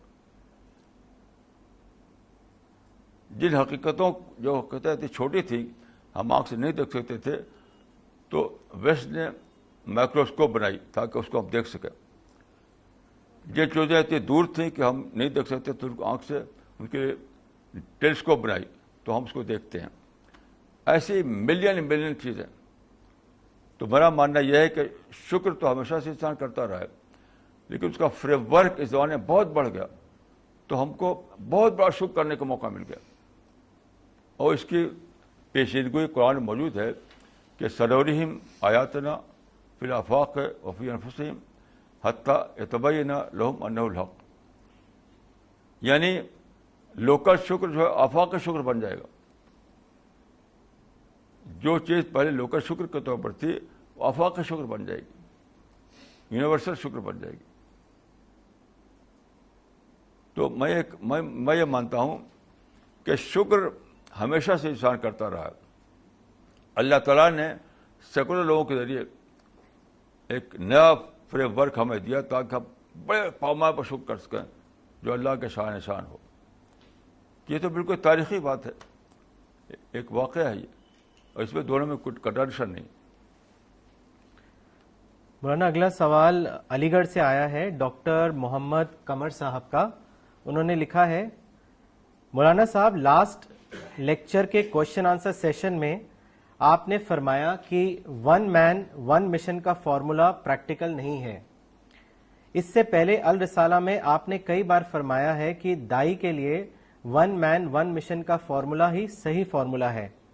میں دونوں میں سے آپ کی کس بات کو صحیح مان کے فالو کروں, اس کے بارے میں بتائیں. نہیں, پہلے والے فارمولے کو میں نے وہ کیا, یعنی درست کیا ہے. وہ فارمولا زیادہ کلیئر نہیں تھا. اب میں یہ مانتا ہوں کہ کوئی بھی ایکٹیویٹی آپ کی ہو, چاہے آپ بزنس کر رہے ہوں, آپ کسی جاب کر رہے ہوں, ٹریول میں ہوں, کچھ بھی کر رہے ہوں, تو طرح طرح کے اس میں ایکسپیرئنس ہوتے ہیں. اس ایکسپیرئنس میں آپ لیسن ڈرا کرتے رہیں,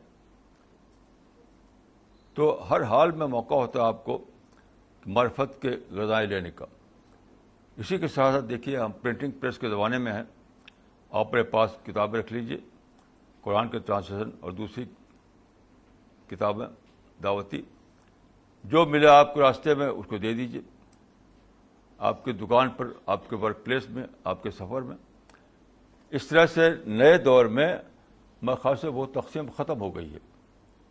نئے دور میں وہ تقسیم جو میں نے لکھی تھی وہ پرانے دور کے لحاظ سے تھی. وہ نئے دور میں اتنے زیادہ اپرچونیٹیز آ گئی ہیں کہ جہاں آپ ہیں وہیں معرفت ہے, جہاں آپ ہیں وہیں دعوت ہے, کوئی چیز رکاوٹ نہیں ہے. تو پہلا فارمولہ جو میں نے لکھا تھا وہ حقیقتاً پچھلے دور کے لحاظ سے تھا, لیکن نیا دور جو اللہ تعالیٰ نے پیدا کیا ہے اس میں تو وہ تقسیم ختم ہو گئی ہے. ہر لمحہ آپ جہاں کہیں بھی ہوں, معرفت کا وہاں رزق ہے آپ کے لیے. جہاں کا بھی ہو دعوت کا سامان آپ کے لیے. آپ مثلاً ڈاکٹر ہیں, آپ کے پاس پیشنٹ آتے ہیں, ان کو آپ کتابیں دیتے رہیے, قرآن کا سیشن دیتے رہیے. آپ بزنس مین ہیں, کسٹمر آتے ہیں آپ کے پاس, ان کو دیتے رہیے.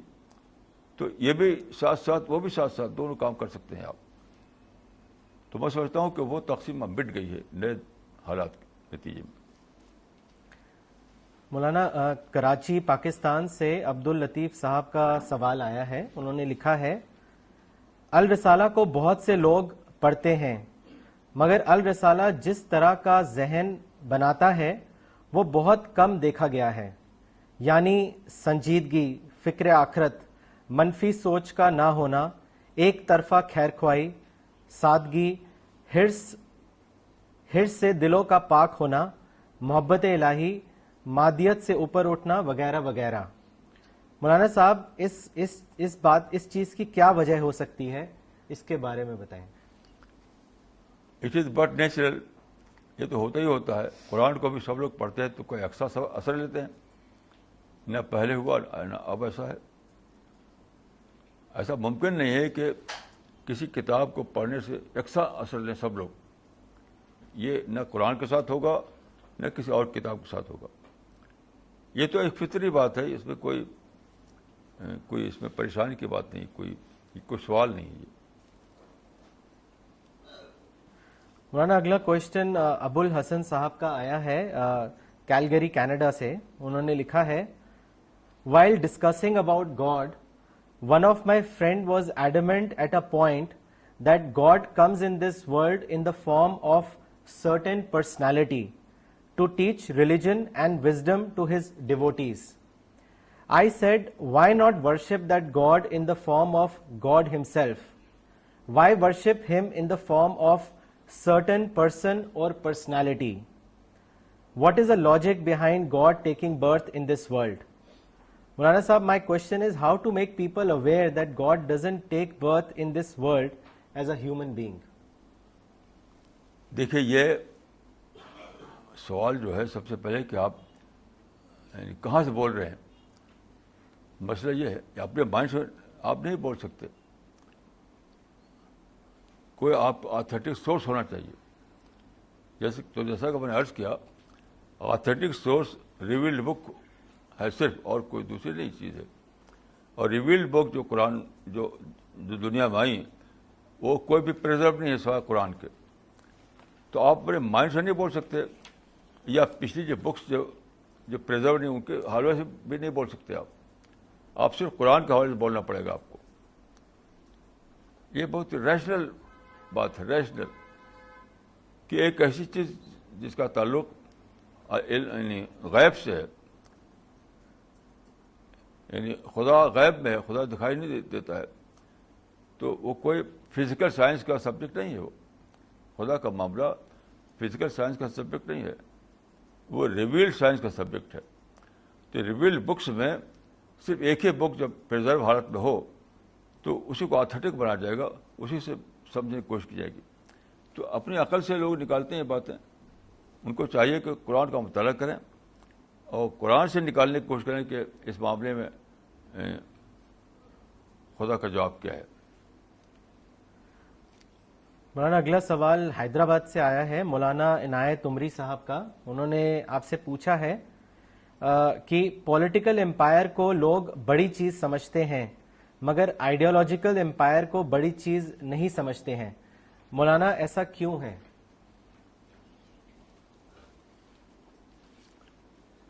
دیکھیے, یہ یعنی سوچ کی کمی کا نتیجہ ہے. سوچ کی کمی. پولیٹیکل امپائر کیا ہے؟ پولیٹیکل ہیڈیک ہے. جتنے بھی امپائر ہوئے ہیں سب کے لیے امپائر سے ایک پرابلم تھی. الیگزینڈر سے لے کر کے اوباما تک ہر وقت پرابلم گھرے ہوئے, ہر وقت مسئلے میں گھرے ہوئے. کوئی نیند نہیں آتی ان کی, سلیپنگ پلس کھا کے سوتے ہیں. تو پولیٹیکل امپائر اس کے لیے ہے جو یعنی میں تو سمجھتا ہوں کہ جس کی سوچ ڈیولپ نہ ہوئی ہو, میں تو کچھ بھی نہیں سمجھتا اس کو. جو بھی جن لوگوں کو بھی حکومتیں ملی ہیں جو بڑے بڑے عہدے بیٹھے ہوئے ہیں ان کا آپ اسٹڈی کیجیے قریب سے. رات دن پرابلم گھر رہتے ہیں. وہ ایک سیکنڈ بھی انہیں آزادی نہیں سوچنے کے لیے. تو میں کہا کرتا ہوں کہ حکومت تو ہیڈک ہے, ہیڈ ایک دوسروں کو دے دیجیے, آپ خود آزاد ہو کر سوچیے, آزاد ہو کر اپنے ڈیولپ کیجیے, اپنے انٹلیکچوئل ڈیولپمنٹ کا کام کیجیے. ابھی میں پچھلی بار بتایا تھا آپ کو میں کہ انڈیا کی سب سے بڑی اسٹیٹ ہے یو پی. تو یو پی میں اس وقت جو چیف منسٹر ہیں وہ مسٹر اکھلیش یادو ہیں. تو ان کا ایک انٹرویو چھپا تھا ٹائمس آف انڈیا میں بہت ڈیٹیل کے ساتھ. تو انٹرویو نے ان سے پوچھا کہ چیف منسٹر بننے کے بعد آپ کوئی چیز مس کر رہے ہیں کیا؟ تو فوراً کہتے ہیں فریڈم. چیف منسٹر بن گئے اور فریڈم چھن گئی تو کیا فائدہ؟ میں کہتا ہوں چیف منسٹر بننے سے. آپ غور کیجیے, یہ سب کا حال ہے.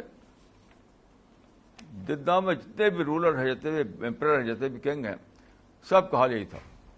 اس لیے میں کہتا ہوں کہ حکومت یا امپائر ایک ہیڈک ہے, ہیڈک دوسروں کے حوالے کر دیجیے اور آپ آزادی کے ساتھ اپنا کام کیجیے, اپنا اسپریچول ڈیولپمنٹ, انٹلیکچوئل ڈیولپمنٹ, اس فیلڈ میں جہاں کوئی رکاوٹ نہیں.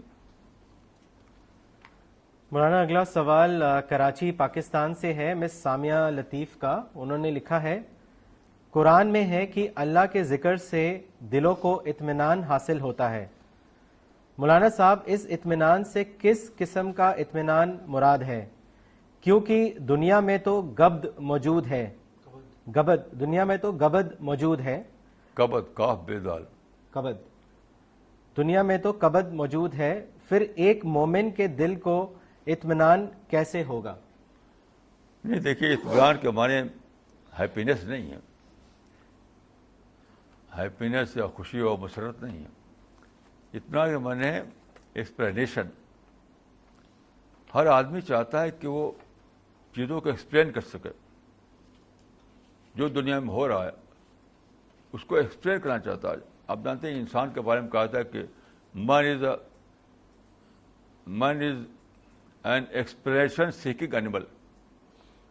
Man is an explanation seeking animal. تو اللہ, جب اللہ کو آدمی ڈسکور کرتا ہے, اللہ میں وہ سوچ بچار کرتا ہے, اس کے کنٹمپلیشن کا فوکس اللہ بن جاتا ہے,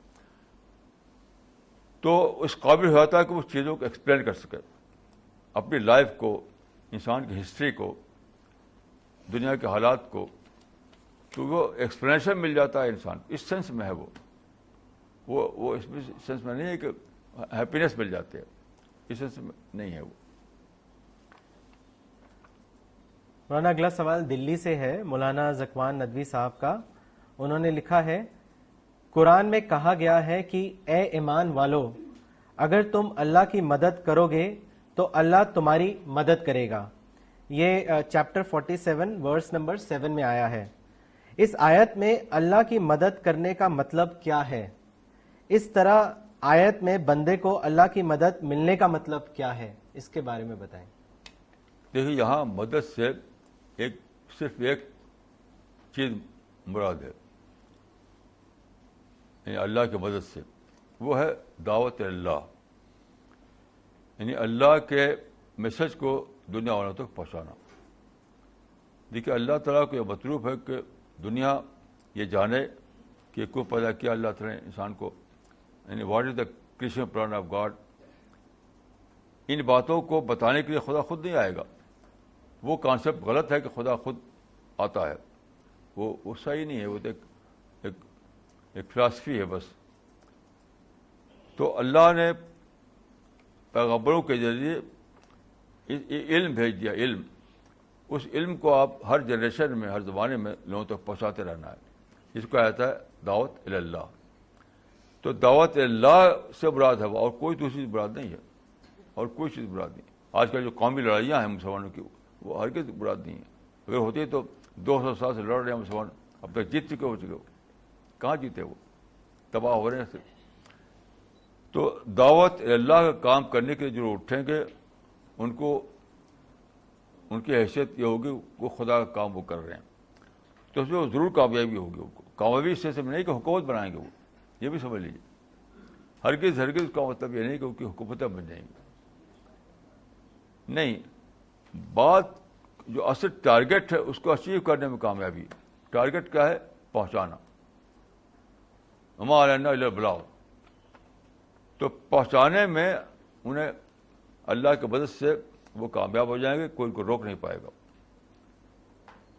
تو اللہ کی مدد سے مراد ہے دعوت اللہ، اور اس معاملے میں اللہ کی نصرت سے مراد یہ ہے کہ وہ اپنے ٹارگٹ کو یعنی بات کو پہنچانے کے معاملے میں کوئی بھی ان کا راستہ روک نہیں پائے گا، وہ ضرور اس ٹارگٹ کو اچیو کر پائیں گے. یہ مطلب ہے اس کا. مولانا اگلا سوال روڑکی سے ہے، ساجد انور صاحب کا.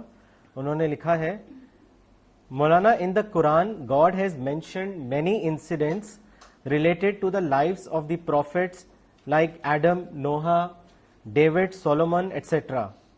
These incidents clearly indicate that these prophets also realized their mistakes and turned towards God Almighty in repentance. However, attitude of today's Muslims are in absolute contrast to the examples of these prophets, as they do not retract from their violent culture. Is it not a clear proof that today's Muslims derive their ideology from somewhere other than the Quran? Kindly comment. کیا مطلب ہے؟ مولانا وہ یہ کہہ رہے ہیں کہ جو پروفٹس کی زندگی سے دیکھا گیا کہ انہوں نے بھی کچھ غلطیاں کری، لیکن وہ ریپینٹنس کری انہوں نے اس کے بعد. لیکن اگر ان سے آج کے مسلمس کو کمپیئر کیا جائے تو آج کے مسلمز جو ہیں وہ اپنی ایک تو مولانا غلطی نہیں مانتے اور وائلنٹ کلچر کو اختیار کیا ہوا انہوں نے. تو کیا یہ کہا جا سکتا ہے کہ ان کی جو آئیڈیالوجی ہے وہ ان کو قرآن سے نہیں کہیں اور سے مل رہی ہے؟ اس سے یہ مطلب لگتا ہے. دیکھیے وہ غلطی والی بات الگ ہے، وہ بات الگ ہے، دونوں کو وہ نہیں کرنا چاہیے. جی ہاں ابھی جو مسلمان جو لڑائی بھڑائی کر رہے ہیں اس کو جہاد کہتے ہیں، یہ تو بالکل بیس لیس ہے. یعنی اس کا تعلق کچھ بھی قرآن سے نہیں ہے. کہیں قرآن میں اس طرح کی لڑائیوں کا ذکر نہیں ہے. یہ تو قرآن ان کو ڈس اون کر رہا ہے. ڈس اون کرنے کی وجہ سے ہر جگہ وہ ہار رہے ہیں. تو وہ الگ مسئلہ ہے. یعنی وہ اس کو کہتے ہیں اجتہادی خطا.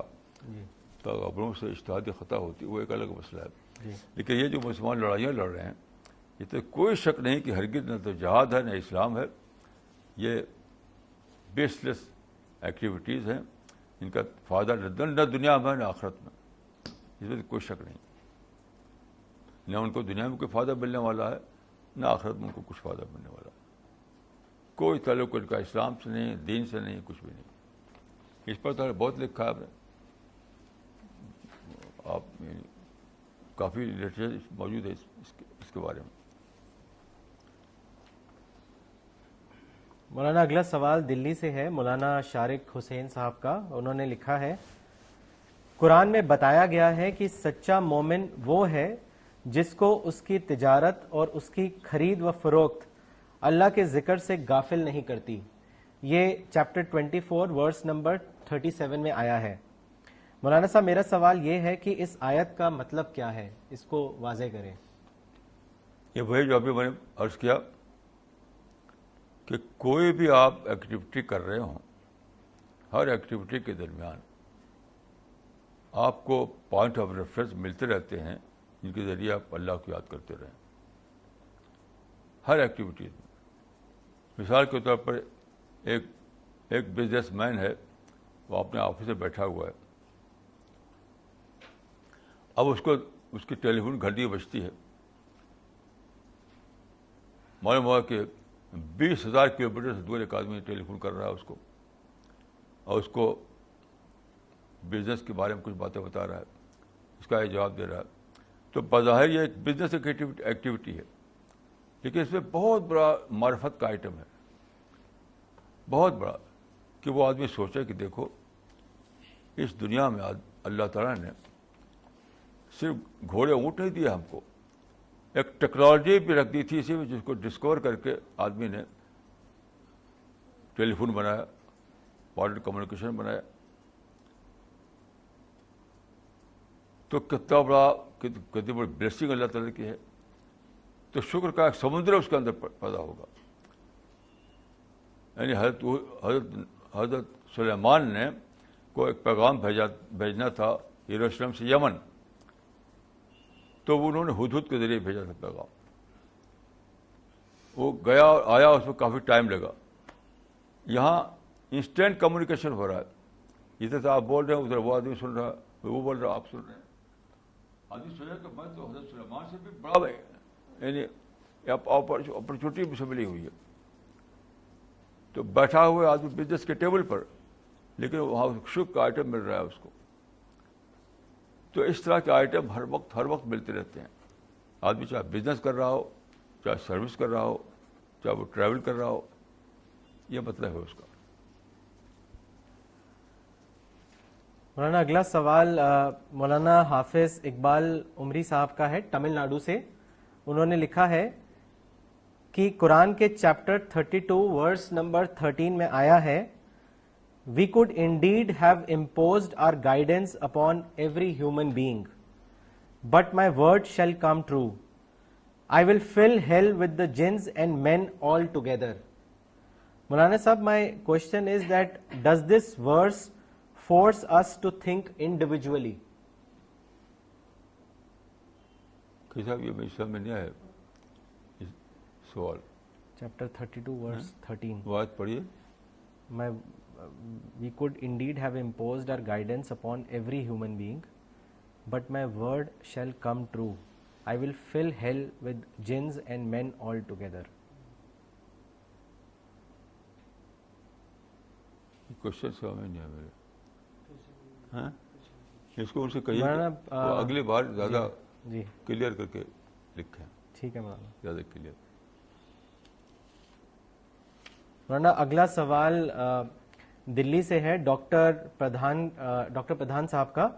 انہوں نے لکھا ہے, Maulana I started reading Urdu newspaper since last month and that increased my negativity. Should I continue reading it and try to convert my negativity to positivity, اور should I stop reading it? Kindly comment. دیکھیے, اردو اخبار تو negativity کا کارخانہ ہے. یعنی دنیا میں بے شمار پازیٹیو نیوز ہے, وہ نہیں لیتے, وہ چن کے پتہ نہیں کہاں لاتے ہیں نیگیٹو نیوز, وہ چھاپتے ہیں. تو دیکھیے, یہ یعنی اردو صحافت کو میں نے لکھا تھا ایک بار کہ یہ ایلو جرنلزم کا یعنی کہ سب سے بڑی مثال ہے. اس کو کہتے ہیں ایلو جرنلزم, زرد صحافت. تو اردو اخبار صرف وہ آدمی پڑھے جس کے اندر یہ اتنا, جن کا شعور جگا ہوا ہو کہ دن اندر اس کو وہ ڈسمس کر سکے, اور جو اس سے اثر لے لے اس کو تو اردو اخبار پڑھنے نہیں چاہیے. میری رائے یہ. مولانا اگلا سوال دلی سے ہے, مجید الاسلام صاحب کا. انہوں نے لکھا ہے, آپ نے ابھی اپنے لیکچر میں فرمایا کہ سید قطب اور سید ابو اعلیٰ مودودی نے دنیا کو کچھ نہیں دیا, صرف فساد اور تباہی دی. اس کا مطلب کیا ہے؟ کیا ان کا کوئی بھی پازیٹیو کنٹریبیوشن نہیں ہے جس کو ہم ایکنالج کر سکتے ہیں؟ نہیں, دیکھیے یہ سوال صحیح نہیں ہے. یہ سوال صحیح نہیں ہے. کوئی بھی تو مہاتما گاندھی اور نہرو کا بھی ہے, تو آپ ان کو برا بھلا کیوں کہتے ہیں؟ کہ کوئی تو ہٹلر اور مسولینی کا بھی ہے, کوئی برا بھلا کہتے ہیں اس کو. مسئلہ کوئی کا نہیں ہے. مسئلہ یہ ہے کہ ان کا جو تھا ٹارگٹ وہ کیا تھا, اس کا مسئلہ ہے. کچھ تو شراب, قرآن میں شراب میں بھی کچھ خوبیاں ہیں, شراب میں بھی کچھ نفع ہے, کچھ کا سوال نہیں ہے. مین ٹارگٹ کیا تھا ان حضرات کا؟ مین کا ٹارگٹ تھا حکومت بنانا، اسلامی حکومت بنانا، نظام عدل قائم کرنا مین ٹارگیٹ. تو میرا ماننا یہ ہے کہ اللہ تعالیٰ کی اسکیم کے خلاف ہے یہ ٹارگیٹ، کیونکہ اللہ تعالیٰ نے جب انسان کو آزادی دی ہے تو کیسے آپ نظام عدل قائم کریں گے؟ نظام عدل تو کبھی بھی قائم نہیں ہوا. جو اسلام کا جو ارلی پیریڈ اس زمانے میں بھی نہیں قائم ہوا نظام عدل، کیونکہ رسول اللہ کے زمانے میں یہ کتابوں میں پڑھ لیجئے کہ صحابی نے کہا تھا رسول اللہ سے سامنے کھڑے ہو کر، واللہ ما عدلتا. یہ مدینے کے زمانے کا واقعہ ہے جس کو مسلمان سمجھتے ہیں کہ وہاں پر اسلامی حکومت قائم کی تھی. اسلامی حکومت کے زمانے کا واقعہ یہ. ایک صحابی کہتا رسول اللہ سے کہ واللہ ما عدلتا، خدا کی قسم آپ نے عدل نہیں کیا، آپ نے جسٹس نہیں کی. تو کہاں تھا وہ پرفیکٹ نظام؟ بتائیے. تو پرفیکٹ نظام قائم نہیں ہو سکتا ہے. اب کیا ہوتا ہے دیکھیے، ان لوگوں نے نشانہ بنایا ہے کہ ہمیں اسلامی حکومت قائم کرنا ہے، العدالت الاجتماعیہ فی الاسلام قائم کرنا ہے. تو اب کیا ہے، وہاں پر ایک موجود ہے ایک حاکم جو آپ سے پہلے رول کر رہا ہے. آپ سمجھتے ہیں کہ وہ رکاوٹ ہے، اب اسے لڑنا شروع کر دیا. وہ ایک کو مارا، دوسرا آیا اس نے بھی مسئلہ پیدا کیا. تو سید عبداللہ مولوی اور سید قطب مسلسل زندگی بھر رولر سے لڑتے رہے، ایک کے بعد ایک کے بعد ایک کے بعد ایک. تو کیا اسلام ہے کہ لڑتے رہو؟ تو جب آپ ایسا ٹارگیٹ بنائیں گے جو ان نیچرل ہوگا تو نتیجہ کیا ہوگا کہ آپ صرف لڑیں گے. کہ کوئی آپ کو لگا کہ رکاوٹ بنا ہوا ہے، اس رکاوٹ سے لڑیں گے آپ، لیکن ایک رکاوٹ جب ختم ہو گئی تو ایک اور رکاوٹ آ جائے گی، پھر اس سے لڑیں گے آپ. اور آخر میں جب دیکھیں کہ ہم کامیاب نہیں ہو تو سوسائڈ بامنگ کریں گے. ان حضرات کے آئیڈیالوجی نے کیا کیا؟ پہلے نفرت پھیلائی. یہ طاغوت ہے. ان حضرات کی آئیڈیالوجی نے پہلے یہ کیا کہ نفرت پھیلائی کہ یہ طاغوت ہے، اسے ہٹانا ہے. اچھا، اس کے بعد اس کے خلاف تحریک چلائی. پہلے چلائی قلم سے، زبان سے، وہ نہیں ہٹا پائے تو پھر کیا ہوا کہ اس کے خلاف گن کلچر چلا دیا، بم کلچر چلا دیا، اس سے بھی نہیں ہٹا تو آخر کیا ہوا؟ سوسائڈ بامنگ شروع ہو گئی. تو جب آپ ایک ایسا ٹارگٹ بنائیں جو اچیویبل نہ ہو تو کیا ہوگا؟ ہمیشہ یہی سب ہوگا. یا پھر آپ جھوٹ بولیں گے کہ ایک نظام آپ بنائیں گے جہاں ہوگا تو کچھ نہیں، اعلان کریں کہ وہاں اسلام کا دریا بہ رہا ہے. یہ بھی ہو رہا ہے اس وقت کہ ایک جگہ حکومت بناتے ہیں یہ لوگ اور جھوٹ بولتے ہیں کہ ہاں اسلام کا دریا بہ رہا ہے، ہوتا کچھ بھی نہیں وہاں پر، ہوتا کچھ بھی نہیں. کیا تو جھوٹ بولو، لڑائی کرو. تو صحیح ٹارگیٹ صرف دعوت اللہ ہے جس میں کسی سے ٹکراؤ نہیں ہے. اس معنی میں کہتا ہوں اگر آپ کا نظریہ یہ ہو تو نظریہ تو اس میں یعنی قرآن کے مطابق شراب میں بھی ایک نفع ہے. وہ طریقہ کوئی سوچنے کا نہیں ہے. سوچنے کا طریقہ ہے کہ آدمی نے جو ٹارگیٹ دیا ہے، جو گول دیا ہے، اس کے اعتبار جانچیے آپ. تو گول کے اعتبار سے کیا ہے؟ سوائے ٹکراؤ کا، سوائے نفرت کا اور کچھ بھی لون نہیں دیا. مولانا ان کا دوسرا سوال یہ ہے، انہوں نے لکھا ہے حدیث میں آیا ہے کہ قرآن اور سلطان توأم ہے، اور سن لو کہ کتاب اور سلطان جدا ہو جائیں گے. ان حدیثوں کا مطلب کیا ہے؟ اس کو واضح کریں. اس پر میں لکھ چکا ہوں. یہ حدیث کو لے کر ایسا لوگوں نے عجیب غریب مطلب نکال رکھا خود صاحب تھا. یہ چھپ چکا ہے رسالے میں. آپ کیا تھا کس پہ نہیں چھپا ہے؟ جی جی ٹھیک ہے مولانا، وہ بعد میں ان کو بتا دیں گے بات کو. ہاں جی مولانا اگلا سوال لیتے ہیں. یہ سوال آیا ہے تمل ناڈو سے مولانا فرحاد احمد صاحب کا. انہوں نے لکھا ہے مولانا صاحب there are many religions nowadays. How can I prove that Islam is the only true religion on scientific criteria? Please comment. کیا مطلب؟ کہ مولانا بہت سے مذہب ہیں آج کی تاریخ میں، تو ہم یہ کیسے پروف کریں ایک سائنٹیفک کرائٹیریا کو استعمال کرتے ہوئے کہ کہ جو اسلام ہے وہی سچا مذہب ہے؟ کس کا سوال ہے؟ یہ مولانا فرحت احمد صاحب کا تمل ناڈو سے. دیکھیے ہمارا یہ ماننا نہیں ہے کہ اسلام ہی سچا مذہب، ہر مذہب سچے ہی تھے. ہمارا ماننا ہے کہ اسلام محفوظ مذہب ہے.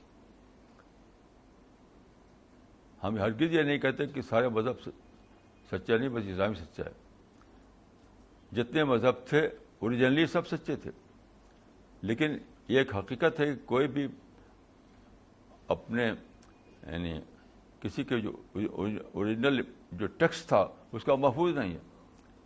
تو اس وجہ سے ہم صرف یہ کہتے ہیں کہ وہ ان کو آپ ریفر نہیں کر سکتے. ریفر کریں کہ آپ اس کو جو پریزرو ٹیکسٹ ہے، بس اتنا ہم کہتے ہیں. اس پہ ہم نے بہت لکھا ہے اپنی کتابوں میں. مولانا ان کا ایک دوسرا سوال بھی ہے کہ انہوں نے لکھا ہے what is the concept of worship in Islam as compare to other religions. اس پر بھی بہت لکھا ہماری کتابیں آپ پڑھ لیجیے کہ صاحب عبادت پر تو کافی لکھا ہے. کس وقت ہم اسلامی تعلیمات کہہ رہے ہیں. اسلامی تعلیمات میں کافی تفصیل سے اس کو آپ دیکھ لیجیے. مولانا اگلا سوال دلی سے ہے مس نغمہ صدیقی کا. انہوں نے لکھا ہے man is an idealist by nature but has to live in the world using pragmatism. How can he live with this contradiction positively so as to be selected for paradise? دیکھیے یہ کنٹراڈکشن نہیں ہے، contradiction نہیں ہے. اپنے ذات کے اعتبار سے آپ کو آئیڈیلسٹ ہی بن کر رہنا ہے. یعنی آپ کی سوچ، آپ کی جو وے آف تھنکنگ، اس میں آپ کو آئیڈیلسٹ ہی بننا ہے. لیکن جب آپ دوسروں کے بیچ میں ہوتے ہیں تو وہاں پر پریگمیٹک کا مطلب کیا ہے؟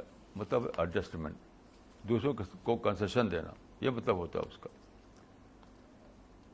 اگر آپ ایسا کوئی آدمی کرے کہ اپنی سیلف انٹرسٹ کے لیے وہ پریگمیٹک بنے تو وہ بری چیز ہے، سیلف انٹرسٹ کے لیے. لیکن جب اللہ کے یعنی چونکہ اللہ نے آزادی لوگوں کو، آزادی ہم چھین نہیں سکتے، تو اللہ کے دیے ہوئے آزادی سے ایڈجسٹ کرنا یہ تو عبادت ہے. عبادت اپنے پرسنل انٹرسٹ کے لیے آپ پریگمیٹک بنے تو وہ تو بات نہیں کہا جائے گا اس کو. لیکن یہ سمجھ کر کہ بھائی سب کو اللہ نے آزادی دی ہے، اپنے راستے پہ چلیں گے وہ، تو ہمیں ان کو ٹکراؤ نہیں کرنا ہے، ہم تو پیغام دینا ہے ان کو سچائی کا، تو پھر وہ چیز عبادت بن جائے گی. یہ مطلب ہے اس کا. مولانا اگلا سوال دلی سے ہے نفیس صاحب کا. انہوں نے لکھا ہے میں نے بہت لوگوں کو کہتے ہوئے سنا ہے کہ میں بہت خوددار آدمی ہوں. کیا خودداری انسان کی بہت بڑی خوبی ہے؟ پلیز بتائیں کہ خودداری کیا ہوتی ہے. خودداری خوبی ہی نہیں ہے، وہ تو آروگنس ہے. خودداری کا لفظ جو ہے بیوٹیفل نام ہے آروگنس کا. خودداری، عزت نفس، سیلف ریسپیکٹ، یہ سب آروگنس کا بیوٹیفل نام ہے. انسان کی جو سب سے بڑی خوبی ہے وہ ہے ماڈسٹی، تواضع. یہ خودداری اور سیلف ریسپیکٹ اور عزت نفس یہ سب تو گھمنڈ، غرور، کبر، آروگنس کی باتیں ہیں. وہ بلا شبہ وہ یعنی برائی ہیں، کوئی اچھائی نہیں ہے.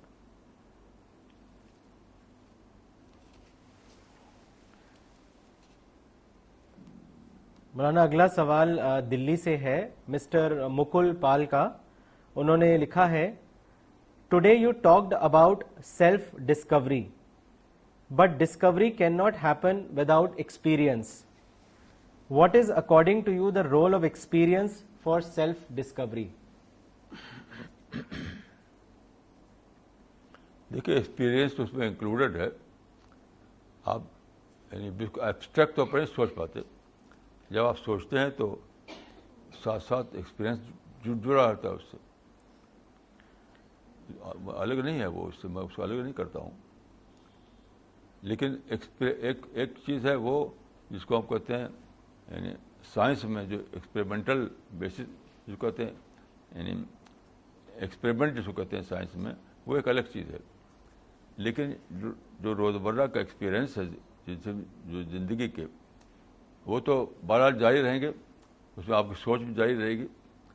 تو سوچ اور ایکسپیرئنس کو ملا کر کے آپ کا جو جرنی ہے وہ چلتی ہے. ہاں، میرا مطلب یہ نہیں کہ آپ ایبسٹریکٹ سوچیں، خالی ایکسپیرئنس سے گزرتے ہوئے سوچیں، یہ اس میں لازمی طور پر اس میں شامل ہے، اس سے الگ نہیں ہے وہ. مولانا اگلا ایک کامنٹ اور کوشچن ہے جو کینیڈا سے آیا ہے، ابو الحسن صاحب کا. انہوں نے لکھا ہے، in one of the talks during Ramzan Maulana sahab talked about the arrangement of Quran. I too thought for a long time about it. I figured out that the journey of the Quran is that it's a journey from seeker to the caller. The very first surah is that of a cry of a seeker, and as we progress, we learn about Allah, His will, creation plan and explanations about it, examples from history. As we approach towards the end, we are asked to rise and warn people, come out of our comfort zones. In the end, a Dai is emerged and taught prayers to seek refuge in Allah from people, Satan and everything which comes as an obstruction in the path of Dawah. Is my understanding correct? جس کا اس کا ہے مانا وہ جو آپ کے ٹاکس ہیں اس میں سے انہوں نے اپنی آبزرویشن نکالی ہے کہ جو پوری ایک انسان کی جرنی ہے وہ انہوں نے بتایا کہ وہ ایک سیکر سے لے کے پھر کالر تک پہنچتی ہے، مطلب ایز اے دائی. اور انہوں نے بتایا کہ جو اللہ کا جو کریشن پلان ہے اور آخر میں جب انسان ریلائز کرتا ہے تو وہ ایک دائی کی حیثیت سے کھڑا ہوتا ہے اور وہ اپنے آپ کو بچاتا ہے سیٹن سے اور ان لوگوں سے جو اس کو دعویٰ کے پاتھ سے ہٹائیں. تو وہ کہہ رہے ہیں کہ کیا یہ میری سوچ، یہ سمجھ، یہ سب صحیح ہے؟ میں تو وہی سمجھا کیا میں نہیں سمجھ پایا کیا مطلب. مولانا اس کو بعد میں آپ سمجھے کیا مطلب اس کا؟ تو نہیں سمجھا، مجھے سمجھ نہیں آیا، کلیئر مجھے تو کلیئر نہیں لگا. اچھا مولانا I read it out separately to you later. اچھا ٹھیک. جی مولانا اگلا سوال رائے پور سے ہے، ادریس صاحب کا. انہوں نے لکھا ہے کہ there was a news in Lucknow on August 17, 2012 which mentioned that Lord Mahavira's idol defaced by a mob of few people. My question is, does this kind of violent protest serves any of the purpose of the protesters? If not, why this kind of protest is organized frequently? How the right-minded religious leaders and general people belonging to the religion of this mob should react to correct the negative effects of such incidents? Kindly comment. دیکھیے یہ جو ہے مسئلہ ہے، یہ problem ہے administration کا، ہمارا آپ کا نہیں ہے. ہم آپ خواہ اس پہ اسٹیٹمنٹ دیتے ہیں، یہ صرف ایڈمنسٹریشن کا مسئلہ ہے.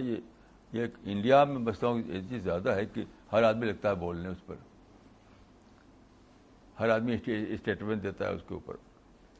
میں اس کو ایڈمنسٹریشن کا مسئلہ سمجھتا ہوں، انتظامیہ کا مسئلہ. آپ کو سجیشن ہو تو انتظامیہ کو کہیے. باقی اخباروں میں جو اسٹیٹمنٹ دیتے ہیں لوگ، تو میرا وہ مزاج نہیں ہے. وہ میں اس کو جس کو کہتے ہیں ہندی میں پرشاسن، یہ پرشاسن کا مسئلہ ہے. مولانا یہ سوال تمل ناڈو سے آیا ہے، ابو خدیجہ صاحب کا. انہوں نے لکھا ہے، مولانا صاحب someone says giving the Quran or explaining Islam to Madhu is not dawa work.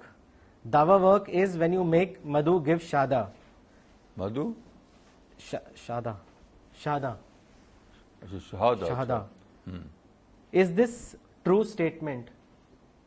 بالکل غلط ہے. یہ سارے صحابہ نہیں یہ کام نہیں کیا, وہ تو بکرے بنے ہوئے تھے, خالی پڑھ سناتے تھے. کسی کو باندھنا ہے, سارے پیغمبر وہی کیا, پیغمبر سنایا بتایا, بس کسی نے مانا, بیشتر انہوں نے نہیں مانا. کیا وہ انہوں نے دعویٰ نہیں کیا, یہ سارے پیغمبروں نے صرف بتایا بس, اور کیا کیا, پہنچایا اپنی بات کو. باقی شہادت تو اس کا اپنا چوائس ہے, آپ کا چوائس نہیں ہے.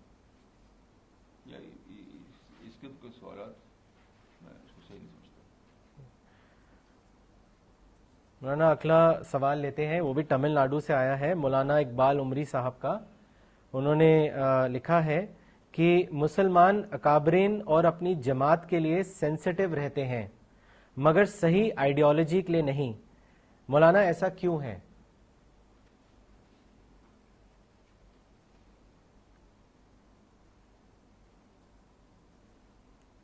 اب ان کا کنسرن اپنے اکابر ہوں گے شاید, ہمارا کنسرن تو اکابر نہیں ہے, ہمارا کنسرن تو سچائی ہے.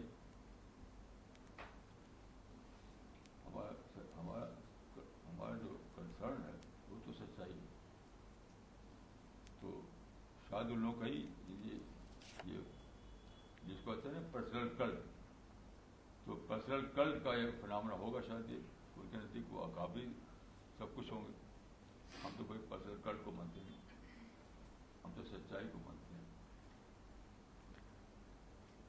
مولانا اگلا سوال دلی سے ہے, ندیم احمد صاحب کا. انہوں نے نہیں, پرسنالٹی کلٹ, بڑی غلط ہے اس کو. Personality cult, cult of personality, تو وہ ہے, اس کا فنامنا ہے. پرسنالٹی کلٹ کو اردو میں کہتے ہیں شخصیت پرستی, اور پرسنالٹی کلٹ ہی بڑھ کر کے بت پرستی بن جاتا ہے. اسی کا اگلا اسٹیج.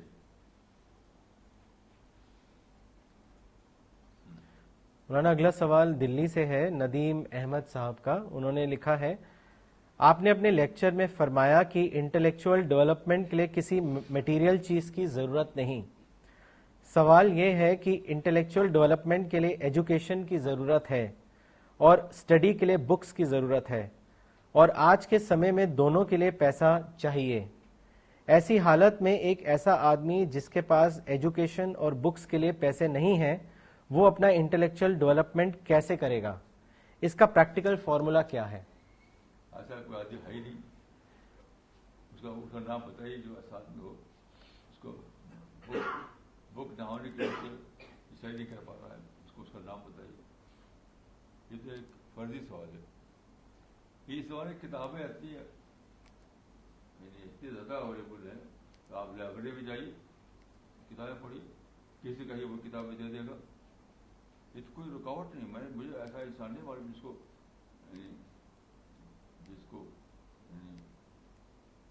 جو کہتے ہیں ڈر تھا بک کا پرابلم پیدا ہو گیا. اب تو کتابیں افراد ہیں, جہاں جائیے وہی کتابیں ہیں. لائبریری ہے, کوئی دکانیں ہیں, کتنے لوگ ملیں گے جو آپ کتابیں دینے کی تیار ہے آپ. تو یہ ایک فرضی کوشچن ہے, ایسا کچھ نہیں. باقی ایجوکیشن تو دیکھیے, ایک ہوتی ہے پروفیشنل ایجوکیشن. پروفیشنل ایجوکیشن کے بغیر جاب تو نہیں ملے گا, یہ صحیح ہے. لیکن باقی جو اس کے لیے کوئی پروفیشنل ایجوکیشن ڈگری آپ کے پاس ہو یا نہ ہو. ٹامس الوا کے پاس, وہ ٹامس الوا ایڈیسن کے پاس کوئی ڈگری نہیں تھی. آپ جانتے ہیں ٹامس الوا ایڈیسن جو بہت ویل نون سائنٹسٹ ہے, اس کا کوئی ڈگری نہیں, اسکولس کا سرٹیفکیٹ بھی نہیں تھا اس کے پاس, اور اس میں 1000 سے زیادہ انوینشن اس کی ہیں, 1000 سے زیادہ. اسکولس کا سرٹیفکیٹ نہیں, کوئی ڈگری نہیں. یہ سب کوئی رکاوٹیں نہیں ہیں, میں کچھ بھی نہیں. آپ ویل دیر از اے ول دیر از اے وے. اگر آپ کا سچ میں خواہش ہے تو راستہ کھلتا چلا جائے گا آپ کے لیے. ویل دیر از اے ول دیر از اے وے کو عربی میں کہتے ہیں منجد کا وجد. منجد کا وجد, جو کوشش کرے گا وہ پائے گا. Okay, we will end the session now. There is one announcement.